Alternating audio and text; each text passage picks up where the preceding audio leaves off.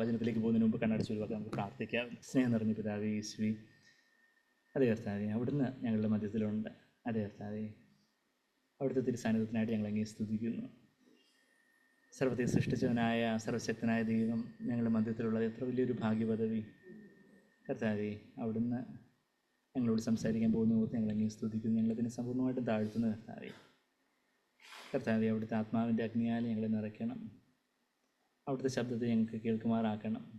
യോഹന്നാൻ പരിശുദ്ധാത്മാവിലായിരുന്നു, അവൻ അവിടുത്തെ ശബ്ദത്തെ കാഹളനാദം പോലെ വ്യക്തമായിട്ട് കേട്ടതുപോലെ കർത്താവേ, അവിടുത്തെ ശബ്ദത്തെ കേൾക്കുവാൻ, അവിടുത്തെ ഇമ്പസ്വരത്തെ കർത്താവേ, അവിടുത്തെ ആ കർക്കശത്തിൻ്റെ സ്വരത്തെ കേൾക്കുവാൻ ഞങ്ങളുടെ കാതുകളെ തുറക്കണമെന്ന് പ്രാർത്ഥിക്കുന്നു. അവിടെ ഞങ്ങളോട് കർത്താവേ അരുളി ചെയ്യാൻ ആഗ്രഹിക്കുന്നത് വ്യക്തമായിട്ടും സ്പഷ്ടമായിട്ട് മനസ്സിലാക്കുവാൻ ഞങ്ങളെ സഹായിച്ചാട്ടെ. ഞങ്ങളെ തന്നെ സമ്പൂർണ്ണമായിട്ടും സമർപ്പിക്കുന്നു. ഞങ്ങൾ കുറയണം, അവിടുന്ന് വളരണം. എല്ലാ യേശു കർത്താവിൻ്റെ വിലയേറിയ മാതിരിയുള്ള നാമത്തിൽ തന്നെ ആമീൻ.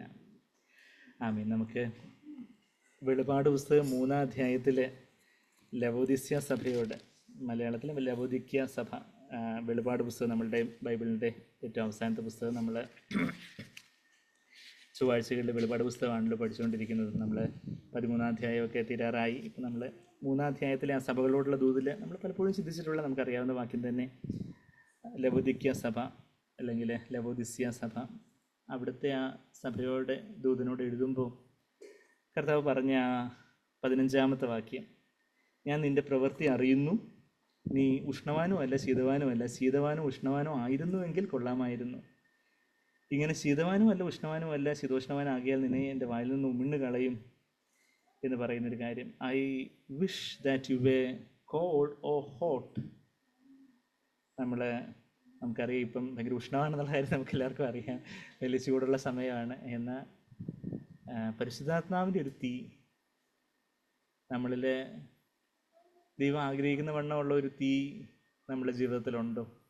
നമ്മുടെ ജീവിതത്തിന് സമസ്ത മേഖലകളെയും ആളിപ്പടരുന്ന ഒരു പരിശുദ്ധാത്മാവിൻ്റെ ഒരു തീ, on fire for the Lord.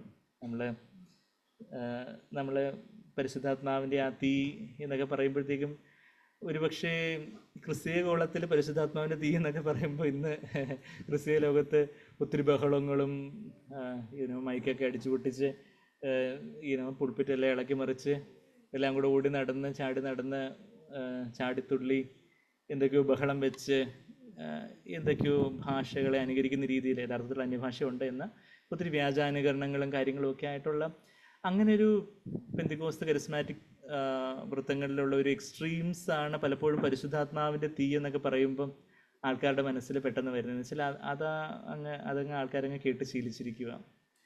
എന്നാൽ നമ്മൾ അതിൻ്റെ നേരെ അങ്ങ് എതിരായിട്ടുള്ള എക്സ്ട്രീമിലോട്ട് പോയി പരിശുദ്ധാത്മാവിൻ്റെ തീ എന്നൊക്കെ പറയുന്നത് അതാ അവർക്കൊക്കെ അവരുടെ ഈ ഇമോഷണൽ എക്സ്ട്രീംസിന് പറഞ്ഞിട്ടുള്ളതാന്ന് പറഞ്ഞ് നമ്മൾ അങ്ങനെ ഇരിക്കുവാണോ അതോ യഥാർത്ഥത്തിലുള്ളൊരു തീ എന്നുവെച്ചാൽ വേറൊരു ബ്രദറൻ ബാപ്റ്റിസ്റ്റ് അങ്ങനെയുള്ള എക്സ്ട്രീം പരിശുദ്ധാത്മാവിൻ്റെ നിറവേ ഇല്ല, പരിശുദ്ധാത്മാവിൻ്റെ സ്ഥാനം അതിനെക്കുറിച്ച് പരിശുദ്ധാത്മാവിൻ്റെ വരങ്ങളൊക്കെ നിന്നുപോയി എന്ന് പറയുന്ന രീതിയിലൊക്കെ ഉള്ള വേറൊരു ആ ഒരു ഇൻ്റലക്ച്വൽ ഒന്ന് ഇമോഷണൽ എക്സ്ട്രീം ആണെങ്കിൽ വേറൊന്ന് ഇൻ്റലക്ച്വൽ എക്സ്ട്രീം, ആ ഒരു ബൗദ്ധിക തലത്തിലേക്ക് മാത്രം നമ്മളെ വേറെ ആരെയും കല്ലെറിയാനില്ല എന്നാൽ അങ്ങനെയൊക്കെയുള്ള പല എക്സ്ട്രീമുകൾ, പല പാരമ്യങ്ങൾ അതൊക്കെ ക്രിസ്തീയകുലത്തിലുള്ളപ്പോൾ യഥാർത്ഥത്തിൽ വചനത്തിൽ പറയുന്ന ആ ഒരു പരിശുദ്ധാത്മാവിൻ്റെ തീ അത് ആത്മാവിൻ്റെ തലത്തിലുള്ളൊരു തീയാണ്. നമുക്ക്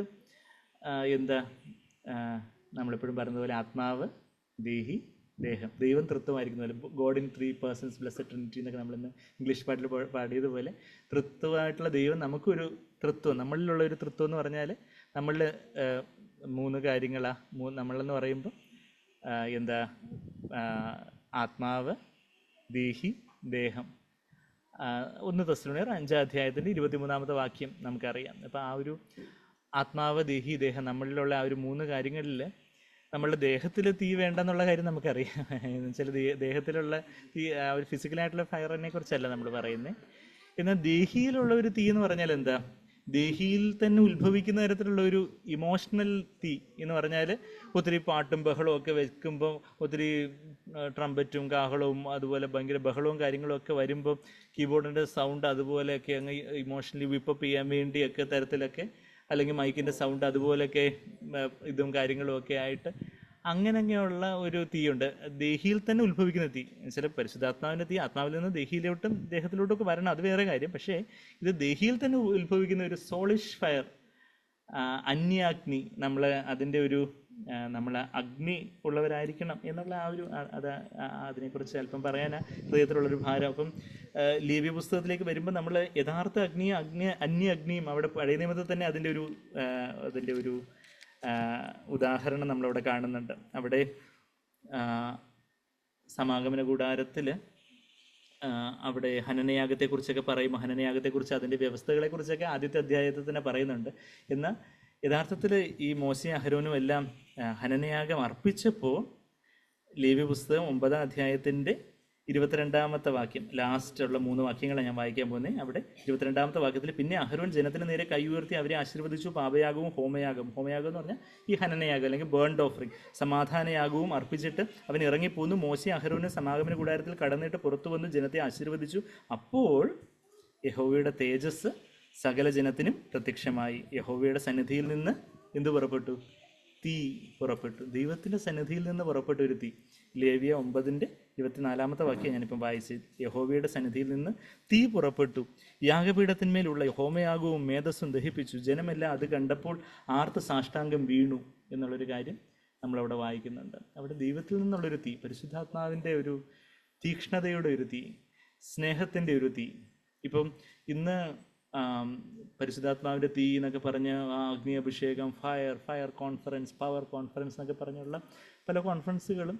എന്നാൽ അതിൻ്റെ നേതാക്കന്മാർ പണത്തിനായിട്ടും അധികാരത്തിനായിട്ടും ഒക്കെ തമ്മിൽ മത്സരിക്കും, വഴക്കിടുവും, പ്രശ്നങ്ങളുണ്ടാവുകയും അങ്ങനെയൊക്കെയുള്ള പല പല കാര്യങ്ങളൊക്കെ ചെയ്യുന്ന കാണുമ്പോൾ അത് യഥാർത്ഥത്തിൽ പരിശുദ്ധാത്മാവിൻ്റെ തീയാണോ അതോ അവരുടെ ദേഹിയിൽ നിന്ന് ഉത്ഭവിച്ച് എന്തോ ഒരു ഇമോഷൻസ് വിപ്പപ്പ് ചെയ്തത്? നമ്മുടെ ദേഹിയിലാണ് എന്തൊക്കെയുള്ളത്?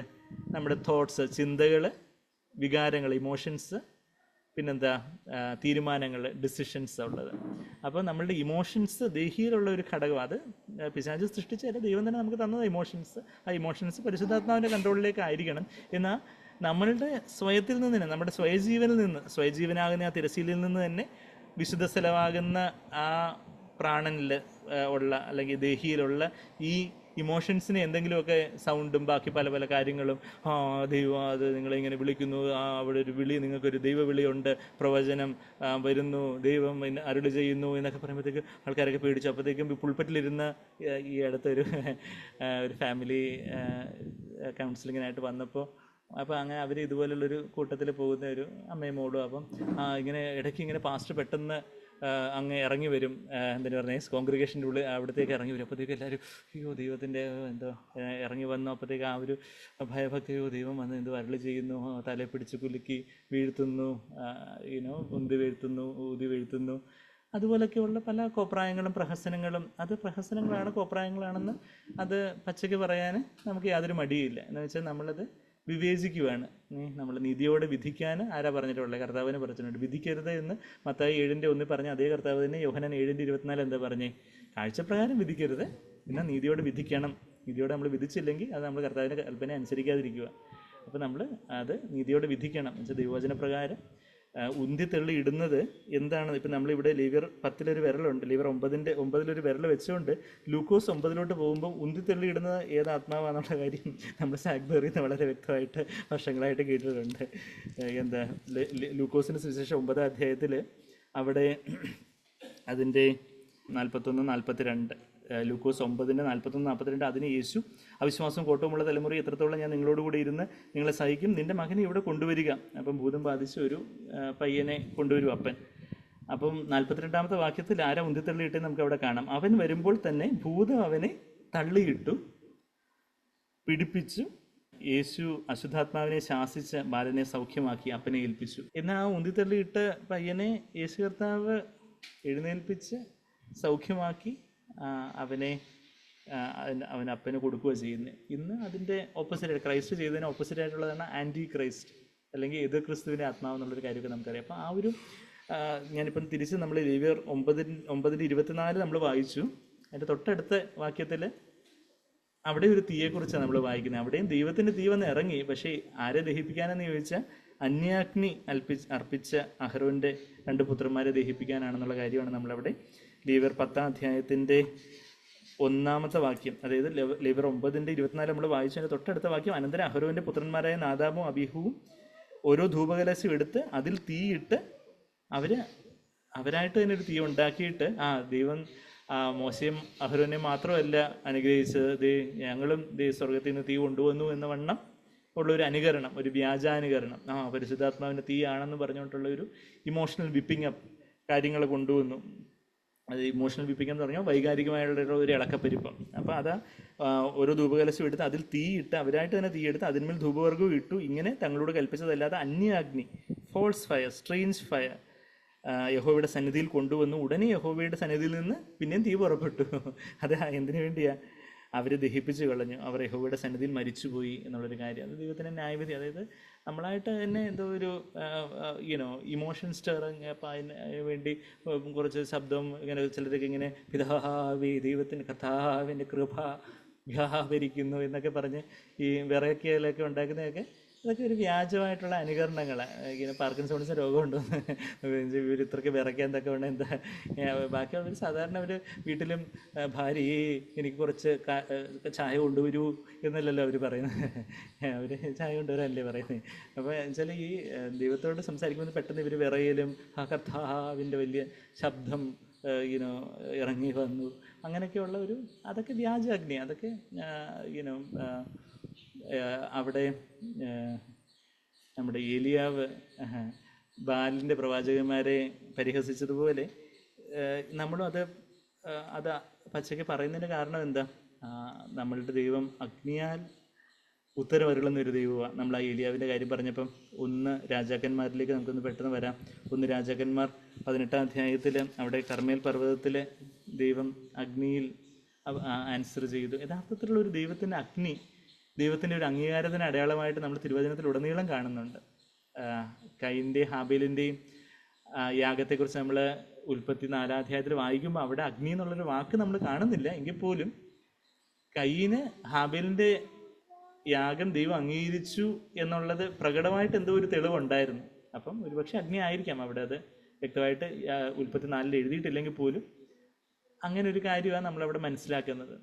പിന്നീട് പുറപ്പാട് പുസ്തകത്തിലെ മുൾപ്പടർപ്പിലുള്ള ആ ഒരു തീയെക്കുറിച്ചൊക്കെ ദൈവം തീയിൽ പ്രത്യക്ഷമാകുന്ന ആ ഒരു കാര്യമൊക്കെ മോശയ്ക്ക് പ്രത്യക്ഷമാകുന്ന ഒരു കാര്യം നമ്മൾ കാണുന്നുണ്ട്. എന്നാൽ അതുപോലെ തന്നെ ഇപ്പം 1 രാജാക്കന്മാർ അതിൻ്റെ 18-ാം അധ്യായത്തിൽ അവിടെ കർമ്മേൽ പർവ്വതത്തിൽ 24-ാമത്തെ വാക്യത്തിൽ നിങ്ങളുടെ ദേവൻ്റെ നാമത്തെ വിളിച്ചപേക്ഷിക്കുവാൻ ഞാൻ യഹോവയുടെ നാമത്തെ വിളിച്ചപേക്ഷിക്കാം, തീ കൊണ്ട് ഉത്തരം അരുളുന്ന ദൈവം തന്നെ ദൈവമെന്ന് ഇരിക്കട്ടെ, അതിന് ജനം എല്ലാം അത് നല്ല വാക്ക് എന്ന് ഉത്തരം പറഞ്ഞു. The God who answers by fire, he is God. യഥാർത്ഥത്തിലുള്ളൊരു ദൈവം തീ കൊണ്ട് ഉത്തരവിടുന്ന ദൈവം. അത് തീ എന്ന് പറയുമ്പോൾ ഒരു അന്യാഗ്നി, അതായത് എന്തൊക്കെ കിടന്ന് ചാടിത്തുള്ളി ബഹളം വെക്കുന്നൊരു തീയല്ല, മറിച്ച് സ്നേഹത്തിൻ്റെ ഒരു തീ, തീക്ഷ്ണതയുടെ കർത്താവിനായിട്ടുള്ളൊരു തീക്ഷ്ണമായിട്ടുള്ളൊരു സ്നേഹം, ആ ഒരു ആദ്യ സ്നേഹം, കർത്താവിനെ പൂർണ്ണ ഹൃദയത്തോടെ പിൻപറ്റാനുമുള്ള ഒരു വലിയൊരു ആവേശവും, അല്ലാതെ ഒരു തണുത്തുറഞ്ഞ മട്ടിൽ ശീതവാനുമല്ല ഉഷ്ണവാനുമല്ല എന്ന് പറഞ്ഞാൽ ശീതവാനുമല്ല ഉഷ്ണവാനുമല്ല. നമ്മളിപ്പോൾ അവിടെ നമ്മൾ വെളിപാട് പുസ്തകം 3-ാം അധ്യായത്തിന് 15-ാമത്തെ വാക്യത്തിൽ നമ്മളത് കണ്ടു. ശീതവാൻ എന്ന് പറഞ്ഞാൽ എന്താ? കോൾഡ് എന്ന് പറഞ്ഞാൽ അങ്ങ് ലോകമയത്വത്തോടെ കൺമോഹൻ ജഡമോഹൻ ജീവനത്തിൻ്റെ പ്രതാപം. ആരെങ്കിലും ശീതവാനായിട്ട് ഉറങ്ങുന്നുണ്ടോ? ഓക്കെ. അപ്പം കൺമോഹൻ ജഡമോഹൻ ജീവനത്തിൻ്റെ പ്രതാപം, ആ ലോകത്തിൻ്റെതായിട്ടുള്ള കാര്യങ്ങളും അങ്ങനെയൊക്കെ ആയിട്ട് അവരങ്ങ് പ്രകടമായിട്ട് അവർ സിനിമയ്ക്ക് പോകുന്നു, ആടിപ്പാടുന്നു, അവർ ലോകത്തിൻ്റെതായ പലതരത്തിലുള്ള പല ഡ്രസ്സിങ് സ്റ്റൈൽസും ലഹരികളും അങ്ങനെയൊക്കെയുള്ള ശീതവാൻ. അത് നമുക്ക് ആ ഒരു ശീതവാൻ, അതൊരു കോൾഡ് അങ്ങനെയുള്ള ആയിരുന്നെങ്കിലും മതിയായിരുന്നു എന്ന് ദൈവം പറയും. എന്ന് വെച്ചാൽ അങ്ങനെയാണെങ്കിൽ അവർക്ക് മനസാന്തരപ്പെടാൻ കുറച്ചുകൂടെ അവർ തെറ്റാണെന്നുള്ള കാര്യം അവർക്ക് അറിയുന്നത്. ഇതിപ്പോൾ ശീതവാനും അല്ല, ഉഷ്ണവാൻ എന്ന് പറയുമ്പോൾ ഹോട്ട് എന്ന് പറയുമ്പം ആ ഒരു അവിടെ നമ്മൾ തിരിച്ച് ഇവിടെ വെളിപാട് പുസ്തകം നമ്മൾ ആദ്യം കണ്ട വെളിപാട് പുസ്തകം 3-ാം അധ്യായത്തിലേക്ക് വരുമ്പോൾ ഐ വിഷ് നമ്മളെക്കുറിച്ച് കർത്താവ് നമ്മളെ നോക്കിയിട്ട് അങ്ങനെ പറയുമോ? ഐ വിഷ് ഞാൻ 15-ാമത്തെ വാക്യത്തിൽ ശീതവാനോ ഉഷ്ണവാനോ ആയിരുന്നുവെങ്കിൽ കൊള്ളാമായിരുന്നു. ജസ്റ്റോസ് എന്ന് പറഞ്ഞൊരു ഗ്രീക്ക് പദമാണ് ഹോട്ട് എന്നുള്ള പദം. ബോയിലിംഗ് ഹോട്ട് എന്ന അതിൻ്റെ ഒരു കറക്റ്റ് അതിൻ്റെ ഒരു പരിഭാഷ എന്ന് പറഞ്ഞാൽ ഈ തിളച്ച് പൊങ്ങുന്ന 100°C ഈ വെള്ളമൊക്കെ തിളച്ച് മറിയുന്ന ഒരു ബോയിലിംഗ് ഹോട്ടാണ് ജസ്റ്റോസ് എന്ന് പറയുന്നത്. ഫെർവൻ, ജലസ് എന്നൊക്കെയാണ് അതിൻ്റെ വേറെ അർത്ഥങ്ങൾ. ഹോട്ട് അതുപോലെ ആ ഒരു പരിശുദ്ധാത്മാവിൻ്റെ ഒരു തീ, അതായത് ബാക്കി ലോകത്തിൻ്റേതായിട്ടുള്ള ആൾക്കാരും നമ്മുടെ ചുറ്റുമുള്ള ആൾക്കാരും ഒക്കെ വളരെ ശീതവാന്മാരായിട്ടോ ശീതോഷ്ണവാന്മാരായിട്ടോ. ശീതോഷ്ണവാൻ എന്ന് പറഞ്ഞാൽ എന്താ, നീ അത് ലൂക്ക് വോം എന്നുള്ളൊരു അത് 16ാമത്തെ വാക്യത്തിൽ നമ്മൾ ഇങ്ങനെ ശീതവാനും അല്ല ഉഷ്ണവാനും അല്ല, ശീതോഷ്ണവാൻ എന്ന് വെച്ചാൽ ശീതവാൻ എന്ന് പറഞ്ഞാൽ ലോകപ്രകാരം അങ്ങനെ ലോകത്തിൻ്റേതായിട്ടോ അല്ല, എന്നാൽ ഉഷ്ണവാൻ എന്ന് പറഞ്ഞാൽ ദൈവത്തിനായിട്ടുള്ളൊരു പരിപൂർണമായിട്ടുള്ളൊരു സമർപ്പണവും അങ്ങനെയില്ല. പക്ഷേ ശീതോഷ്ണവാൻ എന്ന് പറഞ്ഞാൽ അവിടെയില്ല ഇവിടെയില്ല കൈലപ്പുറത്ത് തേങ്ങ മാതിരി ഒരു തണുപ്പൻ. ലൂക്ക് വോം എന്ന് പറഞ്ഞാൽ നല്ല ചൂടുമില്ല തണുപ്പുമില്ല. ശരിക്കും ശരിയാണ്, നമുക്ക് കുടിക്കാൻ നല്ലത് ലൂക്ക് വോം വാട്ടർ, അതൊക്കെ ശരി തന്നെ, അതിനൊന്നും കുഴപ്പമില്ല. പക്ഷേ കർത്താവിൻ്റെ ആത്മീയമായിട്ട് പറയുമ്പോൾ നമ്മൾ ലൂക്ക് വോമായിട്ട് ലോകമയത്തെ പ്രകാരം അങ്ങനെ ഒരു എക്സ്ട്രീമിലോട്ട് പോകുന്നില്ല. എന്നാൽ കർത്താവിന് വേണ്ടിയുള്ള ഒരു ഹോൾ ഹാർട്ടഡായിട്ട് എല്ലാം കർത്താവ് അവിടുത്തെ വചനം പരിപൂർണമായിട്ട് എനിക്ക് അനുസരിക്കണം. ശരിയാണ്, എൻ്റെ വീഴ്ചകളോ എൻ്റെ ജീവിതത്തിലെ വീഴ്ചകളോ കുറവുകളോ പ്രശ്നങ്ങളോ പ്രയാസങ്ങളോ എന്തെല്ലാം കാണാം. പക്ഷേ കർത്താവ് എങ്കിലും Lord I am for you. കർത്താവേ, എന്തെല്ലാം എൻ്റെ ജീവിതത്തിലെ കുറവുകളോ പ്രശ്നങ്ങളോ പ്രതിസന്ധികളോ എന്തെല്ലാം ഉണ്ടെങ്കിലും കർത്താവ് ഞാൻ പരിപൂർണമായിട്ടും അങ്ങയ്ക്ക് വേണ്ടിയാണ്. ഞാൻ അവിടെയില്ല ഇവിടെയില്ല, രണ്ട് വെള്ളത്തിൽ കാലി വെക്കുന്നത് പോലെയുള്ള ഒരു അവസ്ഥയിലല്ല, മറിച്ച് കർത്താവേ I am all out for you എന്നുള്ള ഒരു സമ്പൂർണ്ണമായിട്ടുള്ളൊരു സമർപ്പണത്തിലാണ് യഥാർത്ഥത്തിൽ ദൈവത്തിൻ്റെ ഒരു തീ വരുന്നത്. നമ്മൾ ആ തീക്ക് തടസ്സമായിട്ടുള്ള കാര്യം എന്താണെന്ന് ചോദിച്ചാൽ, ഇപ്പം നമ്മൾ അതിൻ്റെ തൊട്ടടുത്ത വാക്യം തന്നെ വായിച്ചാൽ, ഇങ്ങനെ ശീതോഷ്ണവാനായിട്ടിരുന്നാൽ നമ്മൾ അതിൽ തന്നെ അങ്ങ് തുടർന്ന് നമ്മളെ ആത്മീയ അവസ്ഥയെക്കുറിച്ച് അറിയാതെ അങ്ങനെ രക്ഷയെന്ന് നഷ്ടപ്പെടുന്ന തരത്തിലേക്ക് പോകാം. വായിൽ നിന്ന് ഉമിണ്ണ് കളയും. എന്നുവെച്ചാൽ നമ്മൾ I will spit you out of my mouth. നമ്മളിപ്പോൾ ഒരു ആഹാരം കഴിക്കുന്നു, നമുക്കത് അത്ര രുചിയായിട്ട് തോന്നില്ല, പെട്ടെന്ന് നമ്മളതങ്ങ് തുപ്പിക്കളയുന്നു. നമ്മൾ തുപ്പിക്കളയാതിരുന്നായിരുന്നെങ്കിൽ ആ ആഹാരം നമ്മുടെ ശരീരത്തിൻ്റെ ഭാഗമായിട്ട് തീർന്നേനെ. എന്നാൽ തുപ്പിക്കളയുമ്പോൾ അത് പിന്നെ നമ്മുടെ ശരീരത്തിൻ്റെ ഭാഗമല്ല എന്ന് പറഞ്ഞാൽ വേസ്റ്റ് ഒരാളെ തുപ്പിക്കളയും. അതും അവിടെ ഒരു സഭയിലെ മൂത്ത സഹോദരനോടാണ് പറയുന്നത്. തുപ്പിക്കളയുമെന്ന് പറയുമ്പം എന്താ, ആ ശരീരത്തിൻ്റെ ഭാഗമല്ലാതായി തീരുന്ന ഒരു ഡേഞ്ചറിലോട്ട് പോകാം എന്നുള്ളൊരു കാര്യമാണ്. എന്നാൽ എന്തുകൊണ്ട് അങ്ങനെ വരാൻ കാരണം എന്ന് പറഞ്ഞാൽ 17ാമത്തെ വാക്യം, ഇദ്ദേഹം എന്തും പറഞ്ഞുകൊണ്ടിരിക്കുക, ഞാൻ ധനവാനാ, എനിക്ക് ഒരു പക്ഷേ അക്ഷരികമായിട്ട് അദ്ദേഹം ധനവാനായിരുന്നിരിക്കണം, എന്നാൽ ആത്മാവിൽ അദ്ദേഹം ധനവാനായിരുന്നു. ആത്മാവിൽ ദരിദ്രരായവർ ഭാഗ്യവാന്മാർ എന്നാണ് കർത്താവ് മത്തായി 5:3 പറയുന്നത്. ആത്മീയമായിട്ട് നമ്മൾ സമ്പന്നരാകണം, എന്നാൽ ആത്മാവിൽ നമ്മൾ ദരിദ്രരായവരാണ് ആത്മീയമായിട്ട് സമ്പന്നരാകുന്നത് എന്ന് പറഞ്ഞാൽ വ്യത്യാസം എന്ന് പറഞ്ഞാൽ, ആത്മാവിൽ നമ്മുടെ മനുഷ്യാത്മാവിൽ ദൈവത്തിൻ്റെ സകല സമ്പൂർണ്ണതയോടും കമ്പയർ ചെയ്ത് നോക്കുമ്പോൾ കർത്താവേ ഞാനൊരു വട്ടപ്പൂജ, എനിക്ക് എന്താ ഉള്ളത്, എനിക്കൊന്നുമില്ല കർത്താവേ. അവിടുത്തെ ആ ജീവജലത്തിൻ്റെ നദികളോട് കമ്പയർ ചെയ്ത് നോക്കുമ്പോൾ കർത്താവേ എന്നിലുള്ള നിറവൊക്കെ ഒരു ഒന്നുമില്ലല്ലോ കർത്താവേ, ഞാൻ എത്ര ദരിദ്രനാണ് എന്നുള്ളൊരു ആ ഒരു being aware of our own need. നമ്മൾ സായിപ്പ് പലപ്പോഴും കേട്ടിട്ടുള്ളത് പോലെ നമ്മളുടെ തന്നെ ആവശ്യത്തെക്കുറിച്ചുള്ള ഒരു ആവശ്യബോധം. കർത്താവേ ഞാൻ ആവശ്യക്കാരനാണ്, ഞാൻ ഒരു കൊമ്പ് മുന്തിരിവള്ളിയിൽ വസിച്ചിട്ടല്ലാതെ ഫലം കഴിക്കാൻ സാധിക്കത്തില്ല, യോഹന്നാൻ 15:5. അതുപോലെ കർത്താവേ ഞാൻ നിസ്സഹായനാണ്, അവിടുത്തെ ആ ഒരു കൃപ വേണം എനിക്ക് ഓരോ നിമിഷവും. ഐ നീഡ് ദി എവറി അവർ എന്നാണ് നമ്മൾ പാട്ടി പാടുന്ന എവറി മൊമെൻറ്റ്. കർത്താവേ ഓരോ നിമിഷഗണത്തിൽ അവിടുത്തെ ശക്തി എനിക്ക് വേണം, അവിടുത്തെ കൃപ എനിക്ക് വേണം.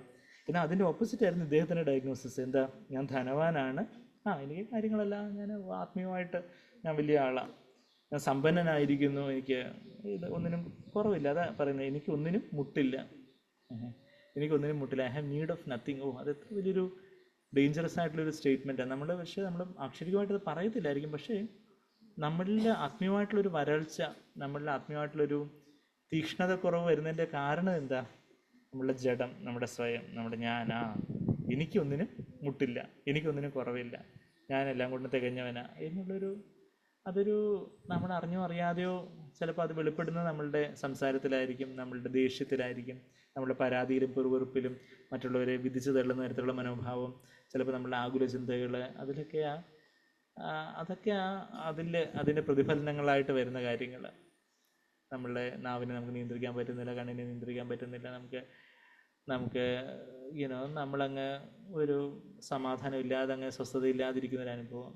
എന്നാൽ പരിശുദ്ധാത്മാവിന് അഗ്നിയുള്ളവർക്കും അവിടെ സമാധാനമുണ്ട്, അവിടെ വലിയൊരു സ്വസ്ഥതയും അവിടെ വലിയൊരു ശാന്തതയുണ്ട്. എന്നാൽ ഇദ്ദേഹം പറയുന്നത് എനിക്കൊന്നിനും മുട്ടില്ല എന്ന് പറഞ്ഞുകൊണ്ട് നീ ഇങ്ങനെ പറഞ്ഞുകൊണ്ടിരിക്കുന്നത്, പക്ഷേ എൻ്റെ യഥാർത്ഥത്തിലുള്ള അവസ്ഥ നീ നിർഭാഗ്യനാണ്, അരിഷ്ടനാണ്, ദരിദ്രനാണ്, നിർഭാഗ്യനാണ്. നീ നിർഭാഗ്യനാണെന്ന് പറയുമ്പോൾ you are wretched, miserable, poor, blind and naked. നിനക്ക് നിർഭാഗ്യനും അരിഷ്ടനും ദരിദ്രനുമാണ്. നീ വല്ലാത്തൊരു അവസ്ഥ, ആത്മീയ അവസ്ഥയിലാണ് ഉള്ളത്. കുരുടനാണ്, ആത്മീയമായിട്ടുള്ള കാര്യങ്ങളൊന്നും കാണുവാൻ നിനക്കൊന്നും കണ്ണില്ല. ഇപ്പം നീ നഗ്നനാണ്, നിനക്ക് യഥാർത്ഥത്തിൽ കർത്താവിൻ്റെ നീതിയങ്കിയോ ആ ഒരു കാന്തയുടെ നീതി വസ്ത്രമൊന്നും ഇല്ല. അങ്ങനെ നീ അറിയാതിരിക്കുകയാൽ, അങ്ങനെ ആയതുകൊണ്ട് നീ സമ്പന്നനാകേണ്ടതിന് എന്നിൽ നിന്ന് ഈ കാര്യങ്ങളൊക്കെ വാങ്ങിക്കുവിൻ.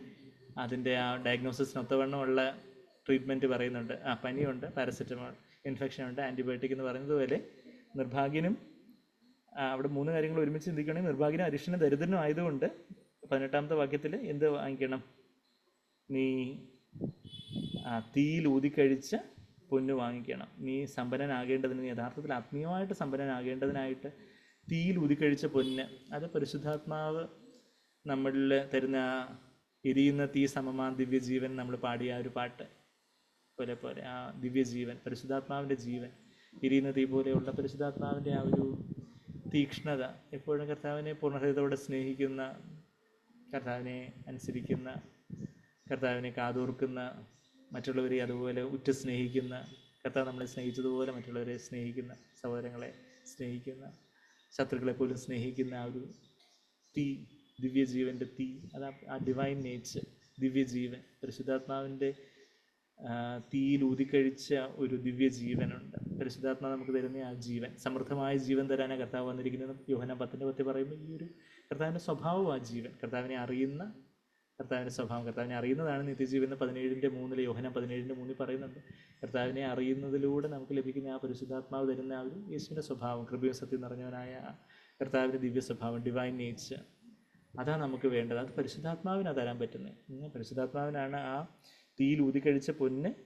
അത് നമ്മുടെ ആത്മാവിൽ നിന്ന് നിറഞ്ഞു കവിഞ്ഞ്, അതൊരു, നമ്മളിപ്പോൾ ഒരു കപ്പ് നിറച്ചുകൊണ്ടേ ഇരിക്കുകയാണെങ്കിൽ ആ കപ്പങ്ങ് ഓവർഫ്ലോ ചെയ്ത് ആ കപ്പങ്ങ് മൂടും. കുറച്ച് കഴിയുമ്പോൾ വെള്ളം മാത്രമേ, നിറഞ്ഞു കവിയുന്ന വെള്ളം മാത്രമേ കാണത്തുള്ളൂ എന്ന് പറഞ്ഞതുപോലെ നമ്മളിൽ പരിശുദ്ധാത്മാവ് ഒന്ന് നിറയുമ്പം നിറഞ്ഞു കവിഞ്ഞ് ആ പരിശുദ്ധാത്മാവ് ഒരു നീതി വസ്ത്രം, അത് നമുക്ക് കർത്താവ് തരുന്നൊരു നീതിയെങ്കിലും ഉണ്ട് നമ്മൾ രക്ഷിക്കപ്പെടുമ്പോൾ. എന്നാൽ ഇവിടെ പറയുന്ന ഒരു വെള്ള ഉടുപ്പിനെ കുറിച്ച് അത് പിന്നെ പറയുന്നത്, നീ സമ്പന്നനാകേണ്ടതിന്, ഞാനിവിടെ ഇപ്പം വായിക്കുന്ന വെളിപ്പാട് 3:18 വാക്യം, നീ സമ്പന്നനാകേണ്ടതിന് തീയിൽ ഊതിക്കഴിച്ച പൊന്നും നിന്റെ നഗ്നതയുടെ ലജ്ജ വെളിവാകാതെ വണ്ണം ധരിക്കേണ്ടതിന് വെള്ളയുടുപ്പ്, വൈറ്റ് ഗാർമെൻറ്റ്സ്. അത് ആ വൈറ്റ് ഗാർമെൻറ്റ്സ് പുരോഹിത വസ്ത്രമാണെന്ന് നമുക്ക് പറയാം. കർത്താവ് യോഹന്നാൻ ഇതേ വെളിപ്പാട് 1-ാം അധ്യായത്തിൽ കർത്താവ് ഒരു നിലയങ്കി ധരിച്ചുകൊണ്ട് ആ കർത്താവ് യോഹന്നാന് പ്രത്യക്ഷപ്പെടുന്ന ആ ഒരു പ്രീസ്ലി ഗാർമെൻറ്റ് ആണെന്ന് പറയാം. അതുപോലെ തന്നെ അത് നമ്മളുടെ സർവായുധവർഗം, അതിൻ്റെ ആ ഒരു കവറിങ് ആണെന്ന് നമുക്ക് പറയാം. പിന്നെ കർത്താവിൻ്റെ കാന്തയുടെ കല്യാണ വസ്ത്രമാണെന്ന് പറയും. ഇതെല്ലാം ഒരു ആലങ്കാരികമായിട്ടുള്ള പദപ്രയോഗങ്ങളാണ്. പരിശുദ്ധാത്മാവ് നമ്മളിലൊന്ന് നിറഞ്ഞു കവിയുമ്പം ആ ഒരു നീതിമാന്മാരുടെ സൽപ്രവൃത്തികളാണ് എന്താണ് കല്യാണ വസ്ത്രം. നമ്മളെവിടെ വായിക്കുന്നത്? നമ്മൾ കഴിഞ്ഞ ആഴ്ച അത് കണ്ടു. വെളിപ്പാട് 19-ാം അധ്യായത്തിൻ്റെ അതിൻ്റെ 8-ാമത്തെ വാക്യത്തിൽ, ഇതേ വെളിപ്പാടിൻ്റെ 19:8 അവൾക്ക് ശുഭ്രവുമായി വിശേഷ വസ്ത്രം ധരിക്കുവാൻ കൃപ ലഭിച്ചിരിക്കുന്നു. ആ വിശേഷ വസ്ത്രം വിശുദ്ധന്മാരുടെ നീതിപ്രവൃത്തികൾ തന്നെ. പരിശുദ്ധാത്മാവ് തന്നെ നമ്മൾ നിറഞ്ഞു കവിഞ്ഞ് ആ പരിശുദ്ധാത്മാവിനാൽ നിങ്ങൾ ധരിക്കുവോളം കാത്തിരിക്കണമെന്ന് എവിടെ പറയുന്നത്? ലൂക്കോസ് 24:49 വാക്യത്തിലേക്ക് പെട്ടെന്ന് പോവുകയാണെങ്കിൽ കർത്താവ് ശിഷ്യന്മാരോട് പറയുക, ലൂക്കോസ് 24-ാം അധ്യായം അവസാനത്തെ അധ്യായത്തിന് 49-ാമത്തെ വാക്യത്തിൽ, നിങ്ങളോ ഉയരത്തിൽ നിന്ന് ശക്തി ധരിക്കുവോളം, അവിടെ ക്ലോത്ത്ഡ്, ഇൻഡ്യൂ എന്നുള്ളൊരു പദമാണ്. ക്ലോത്ത്ഡ്, നിങ്ങളെ സ്വർഗ്ഗസ്നായ പിതാവ് നിങ്ങളെ എത്രയധികം നിങ്ങളെ വസ്ത്രം ധരിപ്പിക്കും എന്നൊക്കെ മത്തായി 6:25 കർത്താവ് പറയുന്ന അതേ ഇൻഡ്യൂ എന്നുള്ള ആ വസ്ത്രം ധരിക്കുന്നതിൻ്റെ അതേ പദം തന്നെയാണ് ഇവിടെ. ശക്തി ധരിക്കുവോളം നഗരത്തിൽ പാർക്കുവിൻ, അതായത് യെരുശലേമിൽ പാർത്ത് നിങ്ങൾ ആ വാഗ്ദത്തത്തിനായിട്ട് പാർക്കുവിൻ എന്ന് കർത്താവ് അവരോട് പറയുക. നിങ്ങൾ ഉയരത്തിൽ നിന്ന് ശക്തി ധരിക്കുവോളം, ഈ പരിശുദ്ധാത്മാവിൻ്റെ ശക്തി ധരിക്കുന്നതാണ് അവിടെ അവിടെ ഒരു വെള്ളയുടുപ്പ്. അത് നമ്മൾ വെള്ളയുടുപ്പ് എന്ന് പറയുമ്പോൾ കർത്താവിൻ്റെ കല്യാണ വസ്ത്രം എന്ന് പറയുമ്പം അത് യേശുവിൻ്റെ ആ ഒരു പ്യുവർ ടെസ്റ്റിമണി, വെള്ളയുടുപ്പ, അതായത് കർത്താവിൻ്റെ നമ്മളെ കാണുന്നവർക്ക് കർത്താവിനെ അധികമായിട്ട് കാണാൻ പറ്റുന്നതാണ്. കർത്താവിൻ്റെ സ്നേഹവും കാർക്കശ്യവും, കർത്താവിൻ്റെ മനസ്സിലും താഴ്മയും, കർത്താവിൻ്റെ പരോപകാരവും ഇന്ദ്രിയജയവും ഒക്കെ നമ്മളുടെ ജീവിതത്തിൽ വെളിവാകുമ്പോൾ, നമ്മളുടെ സ്വഭാവത്തിൽ, നമ്മളുടെ പെരുമാറ്റത്തിൽ, നമ്മളുടെ ചെയ്തികളിൽ, പ്രവൃത്തികളിൽ ഒക്കെ വെളിവാകുമ്പം അതൊരു വെള്ള വസ്ത്രമാണ്. മറ്റുള്ളവർക്ക് കർത്താവിൻ്റെ ആ ഒരു പ്യുവർ ടെസ്റ്റിമണി കാണാനൊക്കെ അത് ആ പരിശുദ്ധാത്മാവിൻ്റെ ശക്തി നമ്മൾ ധരിക്കുമ്പോൾ, നമ്മൾ കാണുന്നവർ നമ്മൾ ധരിക്കുന്ന ക്ലോത്ത്സ് കാണുന്നെന്ന് പറയുന്നത് പോലെ, ഇപ്പം ഒരു പച്ച ഷർട്ട് ഇട്ടുകൊണ്ട് ഒരാൾ പോകുമ്പോൾ പച്ച ഷർട്ട് ഇട്ടുള്ള ആളെന്ന് നമ്മൾ പറയുന്നത് പോലെ, ഇപ്പം സ്നാനപ്പെടുത്തി കഴിഞ്ഞിട്ട് നമ്മൾ സഹോദരങ്ങളൊക്കെ ഈ പുതപ്പൊക്കെ മൂടി പോകുമ്പോൾ ഒരു പുതപ്പ് നടന്നു പോകുന്നെന്ന് പറയുന്നത് വെച്ചാൽ അതുപോലെ ആ പുതപ്പേ കാണത്തുള്ളൂ എന്ന് പറഞ്ഞാൽ നമ്മൾ കർത്താവിൻ്റെ സ്നേഹക്കൊടിയാണ് എൻ്റെ മേൽ, കർത്താവ് സ്നേഹക്കൊടി, കർത്താവ് എൻ്റെ മേൽ പിടിച്ചിരിക്കുന്ന കൊടി സ്നേഹമാകുന്നു എന്നൊക്കെ ഇവിടെ നമ്മൾ വായിക്കുന്നത്. ഉത്തമഗീതം 2-ാം അധ്യായത്തിൻ്റെ 3-4 വാക്യങ്ങളിലൊക്കെ his banner over me is love എന്നുള്ളൊരു കാര്യം നമ്മൾ വായിക്കുന്നുണ്ട്. കർത്താവ് നമ്മളുടെ മേലെ പിടിച്ചിരിക്കുന്ന കൊടി സ്നേഹത്തിൻ്റെ കൊടി, പരിശുദ്ധാത്മാവാണ്. നമ്മുടെ ഹൃദയത്തിൽ സ്നേഹം നിറച്ച് ആ സ്നേഹം കവിഞ്ഞ് ഒഴുകുമ്പം അവിടെ സ്നേഹത്തിൻ്റെ ഒരു വസ്ത്രം ധരിക്കുക, മറ്റുള്ളവർക്ക്, നമ്മളെ കാണുന്നവർക്ക് കർത്താവിൻ്റെ ഒരു സ്നേഹം തൊട്ടറിയുവാൻ, നമ്മളെ മനസ്സിലാക്കുന്നവർക്ക്, നമ്മളുമായിട്ടുള്ള ഒരു ടച്ചിലേക്ക് വരുന്നവർക്ക് കർത്താവിൻ്റെ ഒരു സ്നേഹം. അപ്പോൾ അത് ആ പരിശുദ്ധാത്മാവിൻ്റെ എരിയുന്ന തീയിലുള്ളതാണ് ഈ ഒരു അകമയുള്ള തീയിൽ ഊതിക്കഴിച്ച പൊന്ന്, അതൊന്ന് നിറഞ്ഞു കവിയുമ്പോൾ ഉള്ള വെള്ള വസ്ത്രം, പിന്നെ നമ്മളുടെ കാഴ്ചയ്ക്കുള്ള ലേപത്തെക്കുറിച്ച് അതിൻ്റെ 3-ാമത്തെ കാര്യം പറയുന്നത്. ഇപ്പോൾ ട്രീറ്റ്മെൻറ്റിന് 3 കാര്യങ്ങൾ, ഓയിൻമെൻ്റ് ഉണ്ട്, ഇങ്ങനെ ആൻറ്റിബയോട്ടിക്കും ആൻറ്റിപയററ്റിക്കും ഒക്കെ എഴുതുന്നതൊക്കെ പറഞ്ഞതുപോലെ, അവരുടെ 17-ാമത്തെ വാക്യത്തിൽ നിർഭാഗ്യനും അരിഷ്ടനും ദരിദ്രനുമാണ്, അതുകൊണ്ട് എന്ത് വേണം? തീയിൽ ഊതിക്കഴിച്ച പൊന്ന് വേണം. പിന്നെ കുരുടനാണ്, അതുകൊണ്ട് എന്ത് വേണം? കണ്ണിൽ എഴുതാനുള്ള ലേപം വേണം. നഗ്നനാണ്, അതുകൊണ്ട് വെള്ളയുടുപ്പ് വേണം. 17-ാമത്തെ വാക്യത്തിലെ ഡയഗ്നോസിസിന് ഒത്തവണ്ണമുള്ളൊരു ട്രീറ്റ്മെൻറ്റ് പറഞ്ഞു കൊടുക്കുക. പക്ഷെ അത് വാങ്ങിക്കണം. You have to purchase from ഒരു വില കൊടുക്കണം. ആ വില എത്ര ആയിരം, എത്ര കോടിയുണ്ട്? നമ്മുടെ സ്വയജീവൻ്റെ വില അത്രയാണത്. എല്ലാം കൊടുത്ത് സ്വർഗരാജ്യം കരസ്ഥമാക്കി, ആ നിധി, വയലിലെ നിധി, ആ വിലയേറിയ മുത്ത് കരസ്ഥമാക്കിയ ഉപമയൊക്കെ നമ്മൾ മത്തായി 13-ാം അധ്യായത്തിന് 43, 44, 45 വാക്യങ്ങളിലൊക്കെ വായിക്കുന്നുണ്ട്. 2 ഉപമകളിൽ എല്ലാം കൊടുത്തെന്ന് പറയും നമ്മളുടെ സ്വയജീവനെ, നമ്മുടെ സ്വന്തം ഇഷ്ടം, കർത്താവേ എൻ്റെ ഇഷ്ടമല്ല, നമ്മളുടേതായ എന്തെങ്കിലും ഒരു കാര്യങ്ങളിൽ നമ്മളുടെ ആ ഒരു ഞാൻ ഉയർന്നിരിക്കുമ്പോഴാണ് നമ്മൾ എനിക്കൊന്നിനും മുട്ടില്ല എന്നുള്ളൊരു ഭാവം വരുമ്പോൾ, ഞാൻ അത്ര മോശക്കാരനൊന്നുമല്ല, ഞാൻ അത്ര മോശക്കാരത്തിയൊന്നുമല്ല, എനിക്ക് ഇത്രയൊക്കെ അറിയാം, എനിക്ക് ഇത്രയൊക്കെ കാര്യങ്ങൾ, ഇത്രയൊക്കെ ദൈവം എന്നെ ഉപയോഗിച്ചു, ഇത്രയൊക്കെ ഞാൻ വലിയ പരിജ്ഞാനമുണ്ട്, എനിക്ക് വലിയ കാര്യങ്ങളുണ്ട്, എനിക്ക് വലിയ ശുശ്രൂഷയുണ്ട്, എന്നെ ആൾക്കാർ വിലമതിക്കുന്നു, അല്ലെങ്കിൽ എൻ്റെ അഭിപ്രായം ചോദിക്കുന്നു, ഞാനത്ര മോശക്കാരനൊന്നുമല്ല. പക്ഷേ അവിടെ നമ്മൾ ശീതോഷ്ണവാനായി പോകുന്നതിൻ്റെ ഒരു തുടക്കം. എന്നാൽ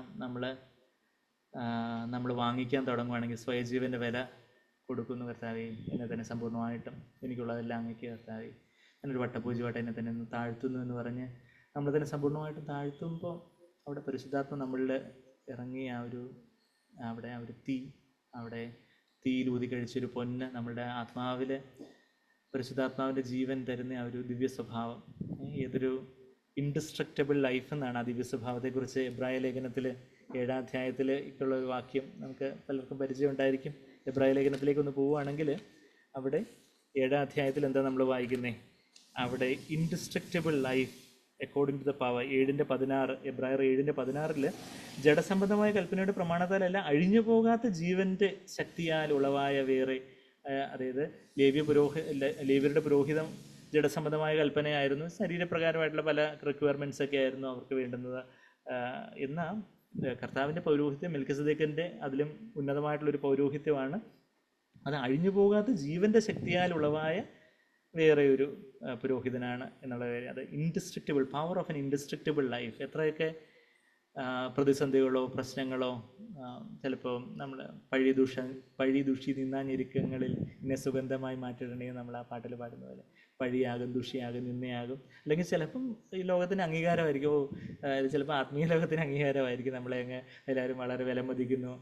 അങ്ങനെയൊക്കെയുള്ള സാഹചര്യങ്ങളിലൊന്നും നമ്മൾ ചീർത്തു പോകാതെ, നമ്മളങ്ങ് നിഗളിച്ചു പോകാതെ, അല്ലെങ്കിൽ നിരാശപ്പെട്ടു പോകാതെ ഉള്ള ഒരു അഴിയാത്ത ജീവൻ, അതാണ് ആ ഇൻഡിസ്ട്രക്റ്റബിൾ ലൈഫ്. അത് നിറഞ്ഞു കവിഞ്ഞ് ഒരു വെള്ള ഉടുപ്പായിട്ട് മറ്റുള്ളവർക്ക് കർത്താവിനെ കാണുന്ന ഒരു ജീവിതം. എന്നെ കണ്ടവൻ്റെ കർത്താവിനെയും ഒരളവിൽ അല്ലെങ്കിൽ ഒരു അധികമായിട്ടുള്ള അളവിൽ കാണും.